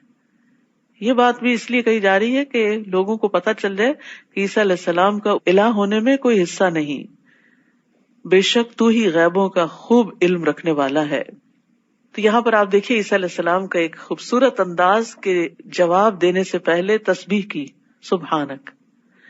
تو یہ بھی ایک اچھا انداز ہوتا ہے کہ بعض اوقات آپ کوئی دین کی بات بیان کر رہے ہوتے ہیں تو بیچ بیچ میں اپنے لیکچر کے دوران، گفتگو کے دوران آپ بار بار سبحان اللہ کا لفظ کہیں. یعنی بیان کرنے والا بھی اور سننے والے بھی جہاں کوئی بات دل کو لگے اللہ کی، وہاں سبحان اللہ پڑھیں کہ پاکی اللہ کے لیے، سب تعریف اللہ ہی کے لیے ہے. اور انہوں نے خاص طور پر یہاں کیوں تسبیح کی کہ جس بات کی نسبت ان کی طرف کی گئی وہ اس سے اپنے آپ کو بری ذمہ قرار دیتے ہیں، اور دوسرے اللہ کی عزت اور اس کی پکڑ کے خوف سے عاجزی اختیار کرتے ہوئے اللہ کی پاکی بیان کر رہے ہیں. تو بندے کے ایمان کی علامت ہوتی ہے کہ وہ اللہ سبحانہ وتعالیٰ کے ساتھ مخاطب ہوتے ہوئے ادب اختیار کرتا ہے. اللہ سبحانہ وتعالیٰ سے ایسے باتیں نہیں کرنی چاہیے جیسے ہم آپس میں ایک دوسرے سے کر رہے ہوتے ہیں. یا کسی بچے سے کر رہے ہوتے ہیں. اللہ سبحانہ تعالیٰ سے ہر طرح کی بات کر لیں لیکن ادب اور احترام کے ساتھ. اللہ بہت بڑا ہے. میں نے انہیں بس وہی کہا تھا جس کا تو نے مجھے حکم دیا کہ اللہ کی عبادت کرو جو میرا رب ہے اور تمہارا رب ہے، اور میں ان پر گواہ رہا جب تک میں ان میں تھا. پھر جب تو نے مجھے پورا پورا لے لیا تو تو ہی ان پر نگران تھا اور تو ہر چیز پر خوب گواہ ہے. یعنی اللہ سبحانہ وتعالی ہمیشہ سے ہر چیز پر پوری طرح نگران ہے. وہ خود بھی نگران ہے اور فرشتوں کے ذریعے بھی بندوں کی نگرانی کرواتا ہے. کرامن کاتبین دائیں بائیں بیٹھے ہوئے ہیں جو بندے کے ساتھ ہیں، چاہے وہ اکیلا ہو چاہے وہ سب کے ساتھ ہو، دن ہو رات ہو، کوئی جنگل ہو صحرا ہو، وہ نہیں ساتھ چھوڑتے. ان تعذبہم فانہم عبادک وان تغفر لہم فانک انت العزیز الحکیم. اگر تو انہیں عذاب دے تو بے شک وہ تیرے بندے ہیں، اور اگر تو انہیں بخش دے تو بے شک تو بہت زبردست، بہت حکمت والا ہے. سبحان اللہ، کس طرح انتہائی ادب کے ساتھ اللہ سے گزارش کر رہے ہیں. قال اللہ ھذا یوم ینفع الصادقین صدقہم. اللہ فرمائے گا آج وہ دن ہے جس میں سچوں کو ان کی سچائی فائدہ دے گی. قیامت کے دن کیا چیز کام آنے والی ہے؟ سچائی.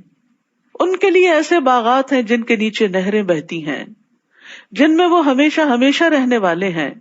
اللہ ان سے راضی ہو گیا اور وہ اس سے راضی ہو گئے. یہی بہت بڑی کامیابی ہے. عبداللہ بن مسعود رضی اللہ عنہ سے روایت ہے کہ رسول اللہ صلی اللہ علیہ وسلم نے فرمایا، بے شک سچائی نیکی کا رستہ دکھاتی ہے. سچائی نیکی کا رستہ دکھاتی ہے اور نیکی جنت کی طرف لے جاتی ہے. اور آدمی سچ بولتا رہتا ہے یہاں تک کہ وہ صدیق کا مرتبہ حاصل کر لیتا ہے. اور جھوٹ برائی کا رستہ دکھاتا ہے اور برائی آگ کی طرف لے جاتی ہے. اور آدمی جھوٹ بولتا رہتا ہے یہاں تک کہ وہ اللہ کے ہاں جھوٹا لکھ دیا جاتا ہے، کذاب لکھ دیا جاتا ہے. للہ ملک السماوات والارض وما فیہن وہو علی کل شیء قدیر. اللہ ہی کے لیے ہے بادشاہت آسمانوں اور زمین کی اور جو کچھ ان میں ہے، اور وہ ہر چیز پر بہت قدرت رکھنے والا ہے. سورۃ الانعام. سورۃ الانعام مکی سورت ہے. ایک ہی مرتبہ میں بھی یہ سورت نازل ہوئی. کہا جاتا ہے کہ جب یہ سورت اتری تو 70,000 فرشتے اس کے ساتھ تھے. اس سورت میں بنیادی طور پر مشرکین کے اعتراضات اور ان کے اعمال کے بارے میں دلائل دیے گئے ہیں. بسم اللہ الرحمن الرحیم. الحمد للہ الذی خلق السماوات والارض وجعل الظلمات والنور ثم الذین کفروا بربهم یعدلون. سب تعریف اللہ کے لیے ہے جس نے آسمانوں اور زمین کو پیدا کیا اور اسی نے اندھیروں اور روشنی کو بنایا. پھر وہ لوگ جنہوں نے کفر کیا وہ اپنے رب کے ساتھ اوروں کو برابر قرار دیتے ہیں. سب تعریف حمد اللہ کے لیے ہے. ہم کہتے ہیں کسی کی ایسی تعریف جس میں محبت اور تعظیم پائی جائے اس کے صفات کے کمال کی وجہ سے، یعنی کامل صفات ہیں اس کی اور وہ واقعی تعریف کے لائق ہے. اور پھر جو تعریف کرنے والا ہے اس کے دل میں اس کی محبت بھی ہو اور عظمت بھی ہو. تعریف تو ہم بہت سی چیزوں کی کرتے ہیں لیکن جو تعریف محبت اور عظمت کے بغیر ہوتی ہے وہ مدح کہلاتی ہے. جیسے بادشاہوں کی لوگ کرتے تھے، چاپلوسی، خوشامد وغیرہ کہ ان سے کچھ حاصل کر لیں. لیکن حمد اللہ ہی کے لیے ہے اس کی کامل صفات کی وجہ سے، اور کسی کے اندر کامل صفات نہیں ہے. اور پھر یہاں یہ کہا گیا الحمدللہ. قرآن کی 5 سورتیں ہیں جن کے پہلے الحمدللہ کا لفظ آتا ہے. تو یہ حمد اس لیے کہ وہ حمد کے لائق ہے. اور یہ کہا گیا کہ حمد اللہ ہی کے لیے. یہ نہیں کہا گیا میں حمد کرتا ہوں، کیونکہ میں ہر وقت تو نہیں کرتا. لیکن جب یہ کہہ دیا جائے حمد اللہ ہی کے لیے ہے تو پھر اس میں سے زمانہ نکل جاتا ہے ہمیشہ، ماضی میں بھی، حال میں بھی، مستقبل میں بھی، اور وہ اس کے لائق بھی ہے. تو سب تعریف اللہ ہی کے لیے ہے جس نے آسمانوں اور زمین کو پیدا کیا. یعنی کس بنا پر کہ اس کے اتنے بڑے بڑے کمالات ہیں، صفات کمال کی وجہ سے حمد ہے، یعنی اللہ سبحانہ تعالیٰ ہی خالق کائنات ہے، اس لیے سب تعریف اسی کی ہے. اور اس نے اندھیرے زیادہ ہیں اور روشنی کو بنایا. لیکن وہ لوگ جنہوں نے کفر کیا اللہ سے، اور یہاں اللہ کی الوہیت سے، کیونکہ ربوبیت سے تو اہل مکہ بھی انکار نہیں کرتے تھے کہ اللہ ہی رب ہے، لیکن اللہ کو الہ نہیں قرار دیتے تھے، اس کے ساتھ شرک کرتے تھے. فرمایا جنہوں نے کفر کیا اس بات کا، وہ اپنے رب کے ساتھ اوروں کو برابر قرار دے دیتے ہیں، یعنی بتوں وغیرہ کو. تو یاد رکھیے منعم حقیقی اللہ ہی ہے. رسول اللہ صلی اللہ علیہ وسلم کی دعوت کیا تھی؟ آپ نے فرمایا میں اس اللہ کی طرف دعوت دیتا ہوں جو اکیلا ہے. وہ اللہ کہ جب تم پر کوئی مصیبت آتی ہے اور تم اسے پکارتے ہو تو وہ تمہاری مصیبت کو دور کرتا ہے. جب تم کسی بیابان اور جنگل میں راستہ بھول جاؤ اور اس سے دعا کرو تو وہ تمہیں واپس پہنچا دیتا ہے. اور جب تم قحط سالی میں مبتلا ہوتے اور اس سے دعا کرتے ہو تو وہ تمہارے لیے پیداوار ظاہر کر دیتا ہے. تو یاد رکھیے حمد اور شکر اللہ ہی کے لیے ہے جو اکیلا رب ہے، مالک ہے، الہ ہے، عبادت کے لائق ہے. وہی ہے جس نے تمہیں مٹی سے پیدا کیا، پھر اس نے موت کا ایک وقت مقرر کیا اور قیامت کا وقت بھی مقرر ہے. یعنی ایک جرنی ہے، ایک سفر وہ ہے جو اس دنیا میں تم گزار رہے ہو، اور ایک پھر موت کے بعد، اور ایک پھر موت کے بعد جی اٹھنے کے بعد. پھر بھی تم شک کرتے ہو. وہ اللہ ہی ہے الہ برحق آسمانوں اور زمین میں، یعنی آسمان میں بھی وہی الہ ہے، زمین پر بھی وہی الہ ہے. وہ تمہارے پوشیدہ اور ظاہر کو جانتا ہے، اور وہ جانتا ہے جو کچھ تم کماتے ہو. تمہاری ساری کمائی، کوششیں اور تمہارے اچھے برے عمل سب اس کو پتا ہیں. اور نہیں آتی ان کے پاس ان کے رب کی طرف سے نشانیوں میں سے کوئی نشانی مگر وہ اس سے اعراض کرنے والے ہیں. اعراض کا مطلب ہوتا ہے نشانیوں میں غور و فکر چھوڑ دینا، جبکہ غور و فکر کرنا واجب ہے. کائنات کی نشانیوں میں غور و فکر کرنے سے اللہ کی معرفت حاصل ہوتی ہے، اللہ تعالیٰ سے محبت پیدا ہوتی ہے، اللہ تعالیٰ کی قدرت سامنے آتی ہے، پھر اسی کے آگے جھکنے کو دل چاہتا ہے. تو آسمان اور زمین کے درمیان جو کچھ بھی ہے، ایک ذرے کے اندر چاہے غور فکر کرو یا بہت بڑے آسمان کے بیچ میں، یہ اللہ کی تخلیق کی نشانیوں میں سے ہے جو انسان کو اللہ کی قربت عطا کرتی ہیں. بس تحقیق انہوں نے حق کو جھٹلا دیا جب وہ ان کے پاس آ گیا، بس ان قریب ان کے پاس اس چیز کی خبریں آئیں گی جن کا وہ مذاق اڑاتے تھے. کیا انہوں نے دیکھا نہیں کہ ہم نے ان سے پہلے کتنی ہی قوموں کو ہلاک کر دیا جنہیں ہم نے زمین میں ایسی قوت دے رکھی تھی جو ہم نے تمہیں نہیں دی. یعنی بڑی بڑی قوت والی ترقی یافتہ قومیں اللہ نے تباہ کر دی. اور ہم نے ان پر آسمان سے بہت برسنے والا میਂہ بھیجا، اور ہم نے نہریں بنائی جو ان کے نیچے بہتی تھیں. پھر ہم نے انہیں ان کے گناہوں کی وجہ سے ہلاک کر دیا، اور ان کے بعد ہم نے دوسری قومیں اٹھائیں. تو یاد رکھیے گناہ نعمت کے زوال کا باعث بنتے ہیں. اللہ نے نعمتوں کی فراخی کی، انہوں نے ناقدری کی، ناشکری کی. فَأَهْلَكْنَاهُمْ بِذُنُوبِهِمْ، تو ان کے گناہوں کی وجہ سے پھر ہم نے ان کو ہلاک کر دیا. نعمتیں ختم ہو گئیں اور ان کی جگہ اور لوگ دنیا میں آ گئے. تو یاد رکھیے ہر مصیبت گناہ کی وجہ سے ہی آتی ہے، اور صرف توبہ سے ہی اس کو دور کیا جا سکتا ہے. یہ بات اگر انسان یاد رکھے تو بہت سے مسائل سے چھٹکارا پا لے.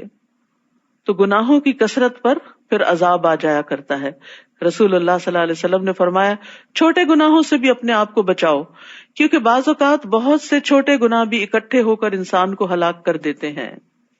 تو اس میں سیکھنے کی بات یہ ہے کہ جب کوئی مصیبت آئے تو انسان غور و فکر کرے کہ آئی کیوں، میں کیا غلط کرتا تھا، تو اس غلطی کو سوچ کر پھر توبہ کی جائے، اس کا کفارہ ادا کیا جائے، صدقہ خیرات کیا جائے تاکہ وہ مصیبت ٹل جائے.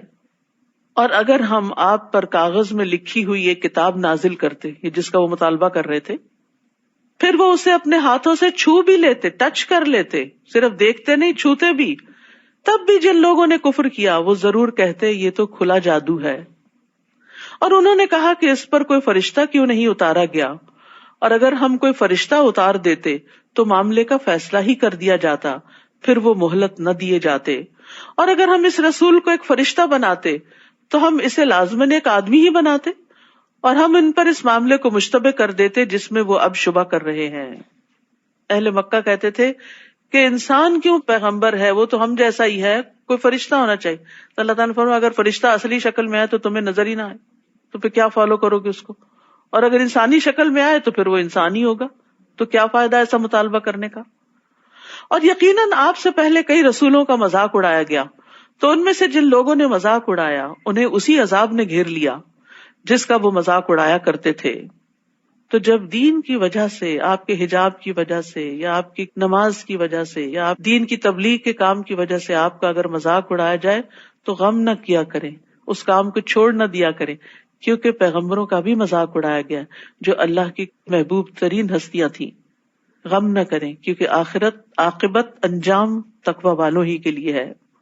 بعض اوقات یہ مذاق گھر سے باہر ہوتا ہے اور بعض اوقات گھر کے اندر بھی ہوتا ہے، کیونکہ بعض اوقات گھر میں کہتے اب تو تم روز ہی قرآن پڑھنے چل پڑی اور اب تو تم ملانی بن جاؤ گی اور اب فلاں بن جاؤ گی. تو ایسی صورت میں انسان سوچتا ہے کہ یہ روز مجھ سے باتیں نہیں سنی جاتی، بہتر ہے میں چھوڑ ہی دوں.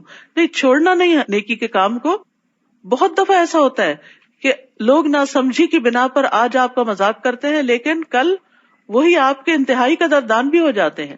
تو یہ اللہ کی طرف سے ایک امتحان ہوتا ہے نا کہ کون شخص کتنا سچا ہے، کتنا مخلص ہے اپنے اس نیکی کے کام میں جو واقعی وہ کہہ رہا ہے کہ میں اللہ کے لیے کر رہا ہوں. کیونکہ جو کام اللہ کے لیے کیا جاتا ہے وہ بندوں کی باتیں بنانے پہ چھوڑ نہیں دیا جاتا. یہ ہماری نیت ہی کا ٹیسٹ ہوتا ہے. کہہ دیجئے چلو پھرو زمین میں، پھر دیکھو کیسا ہوا انجام جھٹلانے والوں کا. کہہ دیجئے کس کا ہے جو کچھ آسمانوں اور زمین میں ہے. کہہ دیجئے اللہ ہی کا ہے، اس نے اپنی ذات پر رحمت کرنا لازم کر لیا ہے. وہ تمہیں قیامت کے دن ضرور بضرور جمع کرے گا جس کے آنے میں کوئی شک نہیں ہے. وہ لوگ جنہوں نے اپنے آپ کو خسارے میں ڈالا بس وہ ایمان نہیں لائیں گے. یعنی ان کے سامنے جتنے بھی دلائل آ جائیں وہ نہیں مانیں گے. اور یہاں بڑی اچھی بات جو پتہ چل رہی ہے کہ رحمت اللہ نے اپنے اوپر لازم کی ہوئی، لہذا اللہ سے رحمت مانگا کریں. اللہم انی اسألک من فضلک ورحمتک فإنہ لا یملکھا الا انت.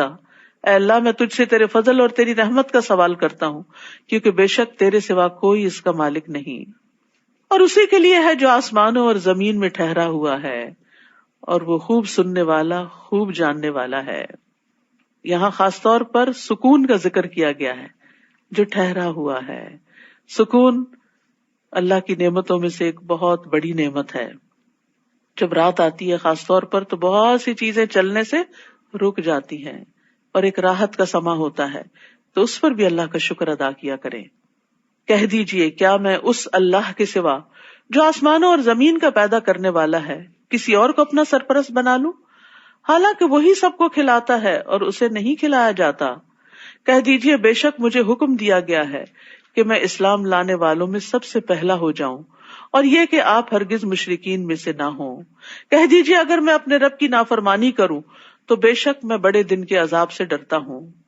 جس سے اس دن عذاب پھیر دیا گیا تو یقیناً اس نے اس پر رحم کیا، اور یہی واضح کامیابی ہے. وَإِن يَمْسَسْكَ اللَّهُ بِضُرٍّ فَلَا كَاشِفَ لَهُ إِلَّا هُوَ. اور اگر اللہ آپ کو کوئی نقصان پہنچائے تو اس کے سوا اسے کوئی دور کرنے والا نہیں. تکلیف دور اللہ ہی کر سکتا ہے. اور اگر وہ آپ کو کوئی خیر پہنچائے تو وہ ہر چیز پر خوب قدرت رکھنے والا ہے، وہ پہنچا سکتا ہے. وہ بندوں کی طرح محتاج نہیں ہے کہ ان کے پاس ہوگا تو کسی کو دیں گے اور جب نہیں ہوگا تو نہیں دیں گے. وہ تو خزانوں کا مالک ہے، زمین کے بھی اور آسمان کے بھی. بس مانگنے والے بنے، اور اس سے مانگنا ذلت کی بات نہیں، عزت کی بات ہے. بندوں سے مانگنا ذلت کی بات ہوتی ہے، اللہ سے مانگنا نہیں. اور وہ اپنے بندوں پر غلبہ رکھنے والا ہے، اور وہ بہت حکمت والا خوب باخبر ہے.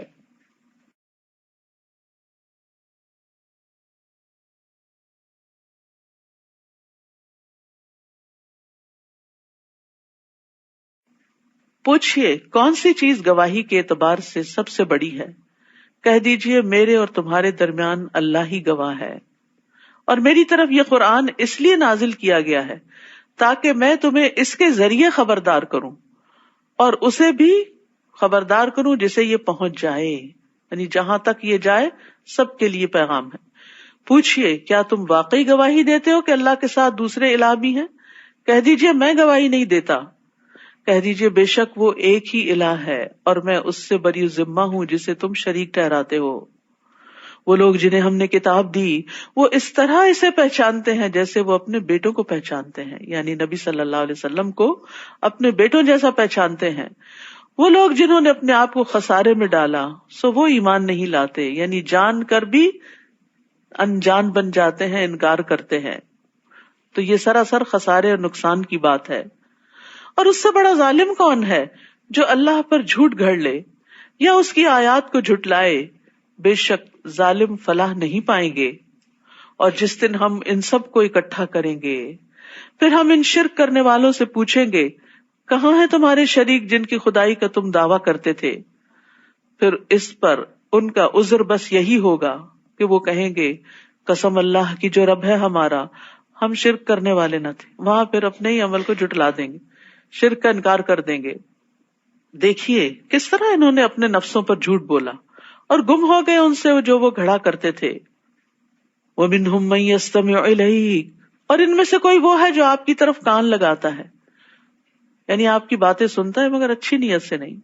اور ہم نے ان کے دلوں پر پردے ڈال دیے ہیں کہ وہ اسے سمجھ ہی نہ سکیں، اور ان کے کانوں میں بوجھ ہے، اور اگر وہ ہر نشانی دیکھ لیں تب بھی اس پر ایمان نہیں لائیں گے، یہاں تک کہ جب وہ آپ کے پاس آتے ہیں تو آپ سے جھگڑا کرتے ہیں. تو جنہوں نے کفر کیا وہ کہتے ہیں یہ تو محض پہلوں کی کہانیاں ہیں، یعنی قرآن ان پہ اثر نہیں کرتا کیونکہ ان کے دلوں پہ پردے پڑ چکے ہوتے ہیں. دیکھیے ایک ہی کتاب ہوتی ہے، کچھ لوگ سنتے ہیں دل پگھل جاتے ہیں، زندگیاں بدل جاتی ہیں، اور کچھ لوگ ہوتے ہیں جو بھٹک جاتے ہیں. کچھ لوگ اس کے ذریعے عزت پاتے ہیں، کچھ اسی کو چھوڑ کر ذلیل ہوتے ہیں. تو اس لیے بہت ضروری ہے کہ ہم اللہ سے توفیق مانگتے رہیں کہ ہمیں وہ اس کتاب کے ذریعے ہدایت دے، ہمارے دلوں کو نرم کرے اور ہماری زندگیوں کو بدل دے. اور اس کے لیے بہت ضروری ہے کہ ہم اپنے دلوں کو صاف کرتے رہا کریں، کیونکہ گناہگار دل قرآن کے راز سمجھنے سے عاری ہوتا ہے. گناہگار دلوں میں حسد اور بغض اور کینہ اور نفاق بھرے ہوئے دلوں میں قرآن اثر نہیں کرتا، قرآن ان کو سمجھ بھی نہیں آتا. اللہ کی نافرمانیاں قرآن کو نہ سمجھنے کا باعث بنتی ہیں، دلوں پہ زنگ لگ جاتا ہے. کلا بل ران علی قلوبہم ما کانوا یکسبون. تو انسان کے گناہوں کی وجہ سے دلوں پہ زنگ لگتا ہے، جس کی وجہ سے پھر قرآن اندر نہیں جاتا، اور پھر وہ قرآن پڑھ کر سن کر اس پر اعتراض شروع کر دیتے ہیں. یہ تو پہلوں کی کہانیاں ہیں. تو یاد رکھیے اگر دین کی کوئی بات، قرآن کی کوئی آیت سمجھ نہیں آ رہی نا تو استغفار شروع کر دے. ہو سکتا ہے کوئی خاص گناہ جو اس سے ملتا جلتا کیا ہو وہ رکاوٹ بنا ہوا ہو اور اللہ کی بات سنک ان نہیں ہو رہی. امام ابن تیمیہ کے بارے میں آتا ہے کہ جب انہیں قرآن کی کوئی آیت سمجھ نہیں آتی تھی تو 100 تفاسیر دیکھا کرتے تھے، اور بعض اوقات پھر بھی سمجھ نہیں آتی تھی، پوری طرح شرح صدر نہیں ہوتا تھا، تو بیٹھ کے صرف استغفار پڑھتے رہتے تھے. تو اگر ہمیں قرآن سمجھ نہ آئے تو اس راہ میں بھی گناہ حائل ہوتے ہیں. تو اللہ تعالیٰ سے دعا کرنی چاہیے کہ وہ ہمارے سمجھ اور فہم اور فقہ میں اضافہ فرمائے. وہ دوسروں کو اس سے روکتے ہیں اور خود بھی اس سے دور رہتے ہیں کیونکہ سمجھ جو نہیں، پتہ ہی نہیں کہ یہ کیا خزانہ ہے، اور وہ محض اپنے آپ ہی کو ہلاک کر رہے ہیں اور وہ شعور نہیں رکھتے. اور اگر آپ انہیں اس وقت دیکھیں جب وہ آگ پر کھڑے کیے جائیں گے تو وہ کہیں گے کاش ہم لوٹا دیے جائیں اور ہم اپنے رب کی آیات کو نہ جھٹلائیں اور ہم مومنوں میں سے ہو جائیں. کاش ہمیں وہ وقت دوبارہ مل جائے کہ ہم اپنی اصلاح کر لیں.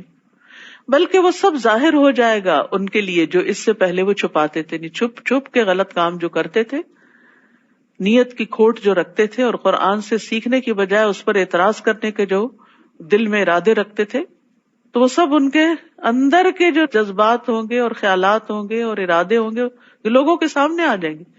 تو اس طرح منافقین پہچانے جائیں گے وہاں کہ جو اوپر اوپر سے اسلام کا دعویٰ کرتے ہیں مگر اندر سے مسلمانوں کے شدید دشمن ہوتے ہیں. فرمایا اگر وہ دنیا میں لوٹا بھی دیے جائیں تو بھی وہ ضرور وہی کچھ کریں گے جس سے وہ روکے گئے تھے. وہ کہتے ہیں چور چوری سے جاتا ہیرا پھیری سے نہیں، یعنی وہ ان کی عادت میں ان کی شخصیت کا حصہ ہو گیا. اور بے شک وہ یقیناً جھوٹے ہیں، اپنے اس دعوے میں بھی جھوٹے ہیں، ہمیں ایک چانس اور مل جائے تو ہم ہدایت پا جائیں گے. دنیا میں اللہ سبحانہ تعالیٰ بندے کو کئی بار چانس دیتے ہیں, کئی مواقع دیتے ہیں, لیکن انسان جب خود آگے نہیں بڑھتا تو وہ اپرچونٹیز چلی جاتی ہیں. اور انہوں نے کہا یہ ہماری دنیا کی زندگی اصل زندگی ہے اور ہم ہرگز اٹھائے جانے والے نہیں. یاد رکھیے اہل مکہ میں بھی کچھ لوگ ایتھیسٹ تھے کہ جو آخرت کو, خدا کو, کسی دین مذہب کو نہیں مانتے تھے. تو وہ کہتے تھے بس یہی زندگی ہے, جینا ہے مرنا ہے, مر کے مٹی ہو جانا ہے, دوبارہ کوئی اٹھنا نہیں, کوئی حساب کتاب نہیں. اور کاش آپ دیکھیں جب وہ اپنے رب کے سامنے کھڑے کیے جائیں گے, یعنی اٹھائے جائیں گے, تو وہ کہے گا کیا یہ حق نہیں؟ اب بتاؤ جو تم کہتے تھے وہ کہاں گئی بات؟ وہ کہیں گے کیوں نہیں, قسم ہے ہمارے رب کی, تو بالکل حق ہے. تو وہ کہے گا پس چکھو عذاب بوجہ اس کے جو تم کفر کرتے تھے, جو تم نے انکار کیا. قد خسر الذین کذبوا بلقاء اللہ, یقیناً خسارے میں رہے وہ لوگ جنہوں نے اللہ کی ملاقات کو جھٹلا دیا کہ اللہ کو کوئی حساب نہیں دینا. یہاں تک کہ جب ان کے پاس قیامت کی گھڑی اچانک آ جائے گی وہ کہیں گے ہائے افسوس ہمارا اس پر جو ہم نے اس کے بارے میں کمی کوتاہی کی, اور وہ اپنے بوجھ اپنی پشتوں پر اٹھائے ہوئے ہوں گے. خبردار کتنا برا ہے وہ بوجھ جو وہ اٹھائیں گے. دیکھیے جو لوگ اللہ کو نہیں مانتے, آخرت کو نہیں مانتے, ان کے پاس اس کی کوئی دلیل نہیں ہے, وہ صرف خواہشات ہیں, خیالات ہیں, کچھ باتیں ان کے دل میں اٹک گئی ہیں, کچھ شکوک و شبہات ان کے اندر پیدا کر دیے گئے. لیکن اگر وہ یہ سوچیں کہ دو میں سے ایک چیز یا اللہ ہے یا نہیں, تو سیف سائڈ تو یہی ہے نا کہ مان لیا جائے وہ ہے. لیکن اگر یہ کہتے ہیں ہے نہیں اور وہ سامنے آ گیا تو پھر تو خسارہ ہی خسارہ ہے. تو اللہ کی ملاقات جو ہے قیامت کے دن ہوگی, جب اللہ بندوں سے ملاقات کرے گا. ہم سب کو اس کے حضور حاضر ہونا ہے, اس قیام کی تیاری کرنی چاہیے. اور یہ دنیا میں قیام جو ہے یہ دراصل اس کے آگے کھڑے ہونے کی تیاری ہے. وہ مشقت کا بہت طویل دن ہے جب انسانوں سے حساب لیا جائے گا. وَمَا الْحَيَاةُ الدُّنْيَا إِلَّا لَعِبٌ وَلَهْوٌ وَلَلدَّارُ الْآخِرَةُ خَيْرٌ لِلَّذِينَ يَتَّقُونَ افلا تعقلون. اور نہیں دنیا کی زندگی مگر ایک کھیل اور تماشا, اور البتہ آخرت کا گھر بہتر ہے ان لوگوں کے لیے جو تقوی اختیار کرتے ہیں. آخرت متقین ہی کے لیے ہے. والعاقبۃ للمتقین جیسے دوسری جگہ فرمایا. کیا پھر تم عقل سے کام نہیں لیتے؟ تو یہاں دنیا کی حقیقت بتائی گئی, اس کو دو لفظوں سے بیان کیا گیا, لعب اور لہو. لعب کہتے ہیں ہر وہ کام جو فائدہ مند نہیں ہوتا, اور لہو ہر وہ کام جس سے انسان غفلت میں پڑ جاتا ہے, یعنی وہ چیزیں جو اللہ کی یاد سے غافل کر دیں. ہمیں دنیا میں رہنا ہے, دنیا کے کام کاج کرنے ہیں, لیکن دنیا کے کاموں میں اتنا محو نہ ہو کہ نمازیں ہی بھول جائیں, اللہ کی یاد ہی بھول جائے, اللہ کی اطاعت کی طرف سے انسان غافل ہو جائے. ابن عباس کہتے ہیں یہ کافر کی زندگی ہے کیونکہ وہ زندگی کو دھوکے اور باطل کاموں میں گزار دیتا ہے. مومن کی زندگی نیک اعمال پر مشتمل ہوتی ہے, وہ ہر چیز میں آخرت سامنے رکھ کے کرتا ہے کام. یقیناً ہم جانتے ہیں کہ بے شک آپ کو وہ باتیں غمگین کرتی ہیں جو وہ کہتے ہیں, یعنی لوگوں کے اعتراضات, لوگوں کا مذاق اڑانا, یہ سب چیزیں آپ کے دل پہ اثر کرتی ہیں. یہ ایک حقیقت ہے. اگر پیغمبر کے دل پہ اثر کرتی ہیں, غمگین کرتی ہیں ان کو, تو پھر ہم تو عام انسان ہیں. تو جب کوئی ایسی بات کرتا ہے جو ہمارے خلاف پڑتی ہے, ہمارے نفس کے خلاف یا ہماری ذات کے خلاف, یا کوئی جھوٹا الزام, تو غمگین کرتا ہے, لیکن اس غم میں ڈوبنا نہیں چاہیے. فرمایا تو در حقیقت وہ آپ کو نہیں جھٹلاتے, لیکن یہ ظالم تو اللہ کی آیات کا انکار کرتے ہیں. یعنی جب آپ دین پر نہیں تھے تو یہ آپ کے بڑے دوست بنتے تھے, جب آپ دین کی طرف آئے تو اب آپ پر ان کو اعتراض ہو گیا. تو اصل اعتراض آپ پر نہیں ہے, آپ کی آئیڈیالوجی پر ہے, اس چیز پر ہے جو آپ نے اختیار کی, اور وہ آپ نے اپنی مرضی سے اختیار نہیں کی, وہ تو دراصل اللہ کی طرف سے آئی ہے. تو ایسے لوگ دراصل اللہ کی باتوں کا انکار اور اس کا مذاق اڑاتے ہیں. اور البتہ تحقیق آپ سے پہلے بھی کئی رسول جھٹلائے گئے. اب آپ کو تسلی دی جا رہی ہے کہ آپ سے پہلے بھی یہ سب ہوتا رہا, تو انہوں نے اس پر صبر کیا جو وہ جھٹلائے گئے. تو ہمیں بھی کیا کرنا چاہیے؟ صبر. اور ستائے گئے یہاں تک کہ ان کے پاس ہماری مدد آ گئی. امتحان ہوتا ہے نا, پھر مدد بھی آتی ہے. اور اللہ کے کلمات کو کوئی بدلنے والا نہیں, اور یقیناً آپ کے پاس رسولوں کی کچھ خبریں آ چکی ہیں. یاد رکھیے افضل ایمان صبر کرنا اور نرمی کرنا ہے. پیچھے بھی بتا چکی ہوں, دہراتی اس لیے ہوں تاکہ یہ عادت کا حصہ بن جائے. افضل ایمان صبر کرنا اور نرمی کرنا ہے. رسول اللہ صلی اللہ علیہ وسلم نے فرمایا مدد صبر کے ساتھ ہے. اللہ کی مدد آتی ہے لیکن صبر کرنے والوں کے لیے. ان اللہ مع الصابرین. اور کشادگی تنگی کے ساتھ ہے. جہاں حالات تنگ ہوتے ہیں وہاں کوئی اور جہتیں بھی کھل جاتی ہیں. اور بے شک ہر مشکل کے ساتھ ایک آسانی ہے, اور بے شک اسی مشکل کے ساتھ ایک اور آسانی ہے. تو جہاں مشکل آئے وہاں آسانیاں بھی تلاش کریں. اور اگر ان کا اعراض کرنا آپ پر بہت بھاری ہے, یعنی ان کی بے رخی, بات نہ سننا, توجہ نہ کرنا آپ کے دل پہ بہت گراں گزرتا ہے کہ یہ ایسا کیوں کرتے ہیں, تو اگر آپ میں ہمت ہے کہ زمین میں ایک سرنگ تلاش کر سکیں یا آسمان میں ایک سیڑھی لگا سکیں, پھر ان کے پاس کوئی نشانی لے آئیں تو ایسا کر دیکھیں. اور اگر اللہ چاہتا تو ان سب کو ہدایت پر جمع کر دیتا. بس آپ ہرگز ان لوگوں میں سے نہ ہو جو نادان ہیں, یعنی ان کے مطالبات پہ مت جائیں اور ان کی باتیں مت مانیں. انما یستجیب الذین یسمعون والموتى یبعثهم اللہ ثم الیہ یرجعون. بات تو وہی لوگ مانتے ہیں جو دل کے کانوں سے سنے. رہے مردے تو اللہ انہیں قیامت کے دن زندہ کرے گا, پھر وہ اسی کے حضور واپس لائے جائیں گے. یعنی مردے نہیں سنتے, سنتے ہیں زندہ لوگ ہی. مراد اس سے کیا ہے کہ مومن نصیحت کو قبول کرتا ہے جس کے دل ایمان سے جگمگاتا ہے, روشن ہے, زندہ ہے. جس کا دل مر چکا ہو, جس کے دل پہ مہر لگ چکی ہو, وہ نصیحت قبول نہیں کرتا. وَقَالُوا لَوْلَا نُزِّلَ عَلَيْهِ آیَةٌ مِّن رَبِّهِ. اور وہ کہتے ہیں کہ ہم پر ہمارے رب کی طرف سے کوئی معجزہ کیوں نہیں اتارا گیا. آپ انہیں کہیے معجزہ اتارنے پر تو اللہ ہی قادر ہے, لیکن بات یہ ہے کہ ان میں سے اکثر نادان ہیں. زمین میں جتنے بھی چلنے والے جانور ہیں اور جتنے بھی اپنے بازوں سے اڑنے والے پرندے ہیں وہ سب تمہاری ہی طرح کے انواع ہیں. ہم نے ان کی بھی تقدیر لکھنے میں کوئی دقیقہ فروغ گزاشت نہیں کیا. پھر یہ سب اپنے رب کے حضور اکٹھے کیے جائیں گے. اور جن لوگوں نے ہماری آیتوں کو جھٹلایا وہ بہرے اور گنگے ہیں جو اندھیروں میں ہیں, کہ حق کو دیکھ بھی نہیں سکتے. اللہ جسے چاہے اسے گمراہ کرتا ہے اور جس کے متعلق چاہتا ہے اسے راہ راست پر لگا دیتا ہے. آپ ان سے کہیے بھلا دیکھو تو اگر تمہیں اللہ کا عذاب آ جائے یا قیامت کی گھڑی آ پہنچے تو اس وقت تم اللہ کے سوا کسی دوسرے کو پکارو گے اگر تم سچے ہو, بلکہ اس وقت تم صرف اللہ ہی کو پکارو گے. پھر جس تکلیف کے لیے تم اسے پکارتے ہو اگر وہ چاہے تو اسے دور بھی کر دیتا ہے. اس وقت تو جنہیں تم شریک بناتے ہو انہیں بھول جاتے ہو. آپ سے پہلے ہم بہت سی قوموں کی طرف رسول بھیج چکے ہیں, پھر جب لوگوں نے نافرمانی کی تو ہم نے انہیں سختی اور تکلیف میں مبتلا کر دیا تاکہ وہ عاجزی سے دعا کریں. لعلہم یتضرعون. کچھ لوگ تکلیف آتی ہے تو اور اکڑ جاتے ہیں, اللہ سے ناراضگی دکھاتے ہیں, جھکتے نہیں, دعا نہیں کرتے. اور کچھ لوگ تضرع کرتے ہیں. تو یہاں تضرع نہ کرنے والوں کی مذمت کی گئی ہے کہ جب انہیں کوئی تکلیف پہنچتی ہے تو نہ دعا کرتے ہیں, نہ عاجزی کرتے ہیں, نہ توبہ کرتے ہیں. تو کیا کرنا چاہیے تکلیف کے موقع پر؟ اللہ کے آگے عاجزی, دعا, توبہ.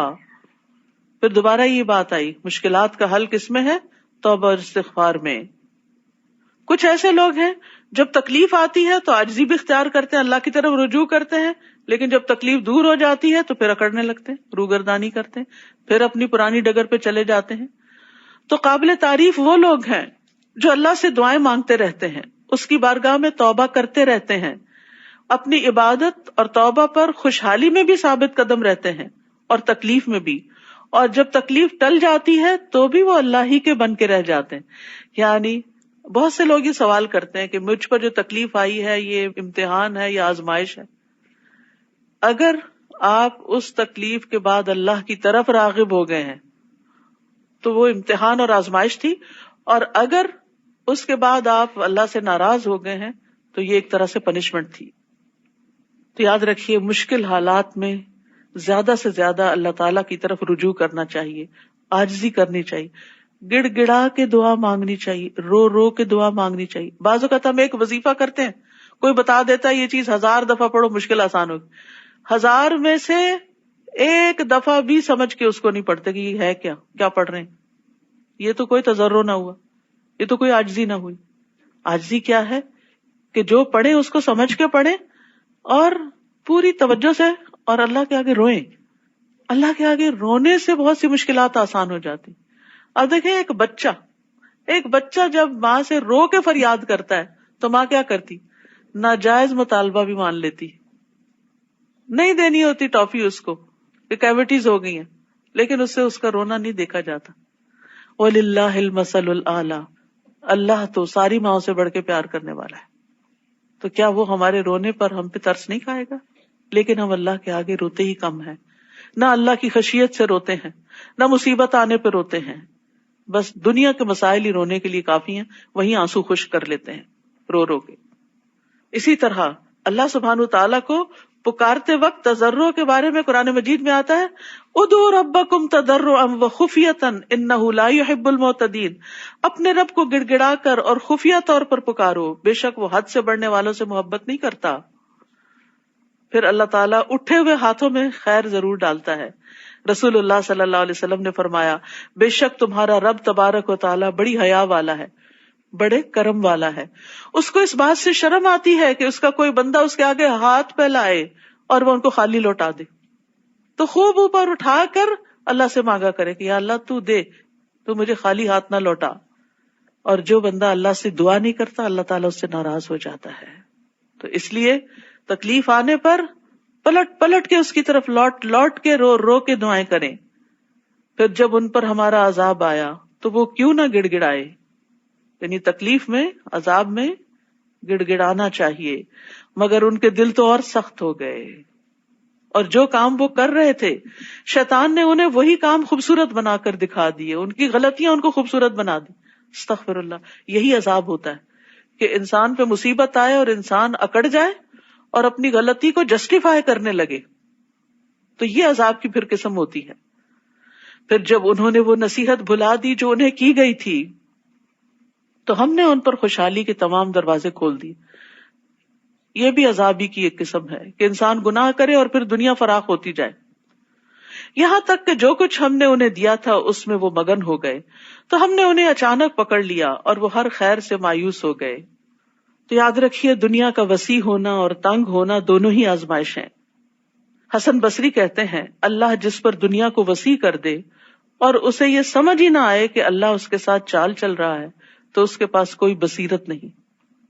اور جس پر اللہ دنیا تنگ کر دے لیکن اسے سمجھ نہ آئے کہ اللہ اس کے لیے خیر کا ہی فیصلہ کر رہا ہے تو اس کے پاس بھی کوئی عقل نہیں. پھر انہوں نے یہی آیت پڑھی. تو یاد رکھیے خوشی ہو یا غمی، اللہ کا قرب نہ چھوٹے، اللہ کے قریب ہی کرنے والی ہو. اللہ سے دوری کا باعث جو دنیا ہے وہ ہلاکت کا ذریعہ ہے، اور نافرمانیوں کے باوجود دنیا کا ملنا اللہ کی طرف سے بس مہلت ہے، یہ استدراج ہے. فَقُطِعَ دَابِرُ الْقَوْمِ الَّذِينَ ظَلَمُوا وَالْحَمْدُ لِلَّهِ رَبِّ الْعَالَمِينَ. اس طرح ان ظالموں کی جڑ کاٹ دی گئی اور ہر طرح کی تعریف تو اللہ رب العالمین کے لیے ہے. ظالم کی ہلاکت پر اللہ کی حمد. جی ہاں، کیونکہ ظالم کو جب اللہ پکڑ لیتا ہے تو اس میں لوگوں کی اصلاح کا بندوبست ہوتا ہے، لوگ عبرت پکڑتے ہیں، اور یہ عبرت بہت بڑی نعمت ہے اور نعمت کا شکر ادا کرنا واجب ہے.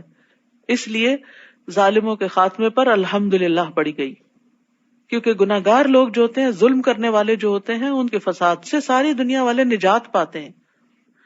ایک جنازہ رسول اللہ صلی اللہ علیہ وسلم کے پاس سے گزرا تو آپ نے فرمایا مستریح و مستراح منہ. لوگوں نے سوال کیا یا رسول اللہ یہ کیا ہے؟ آپ نے فرمایا مستریح وہ بندہ ہے جو مومن ہے، دنیا کی مشقتوں اور مصیبتوں سے اللہ کی راحت میں آرام پانا چاہتا ہے تو موت اس کے لیے راحت کا باعث بن گئی ہے.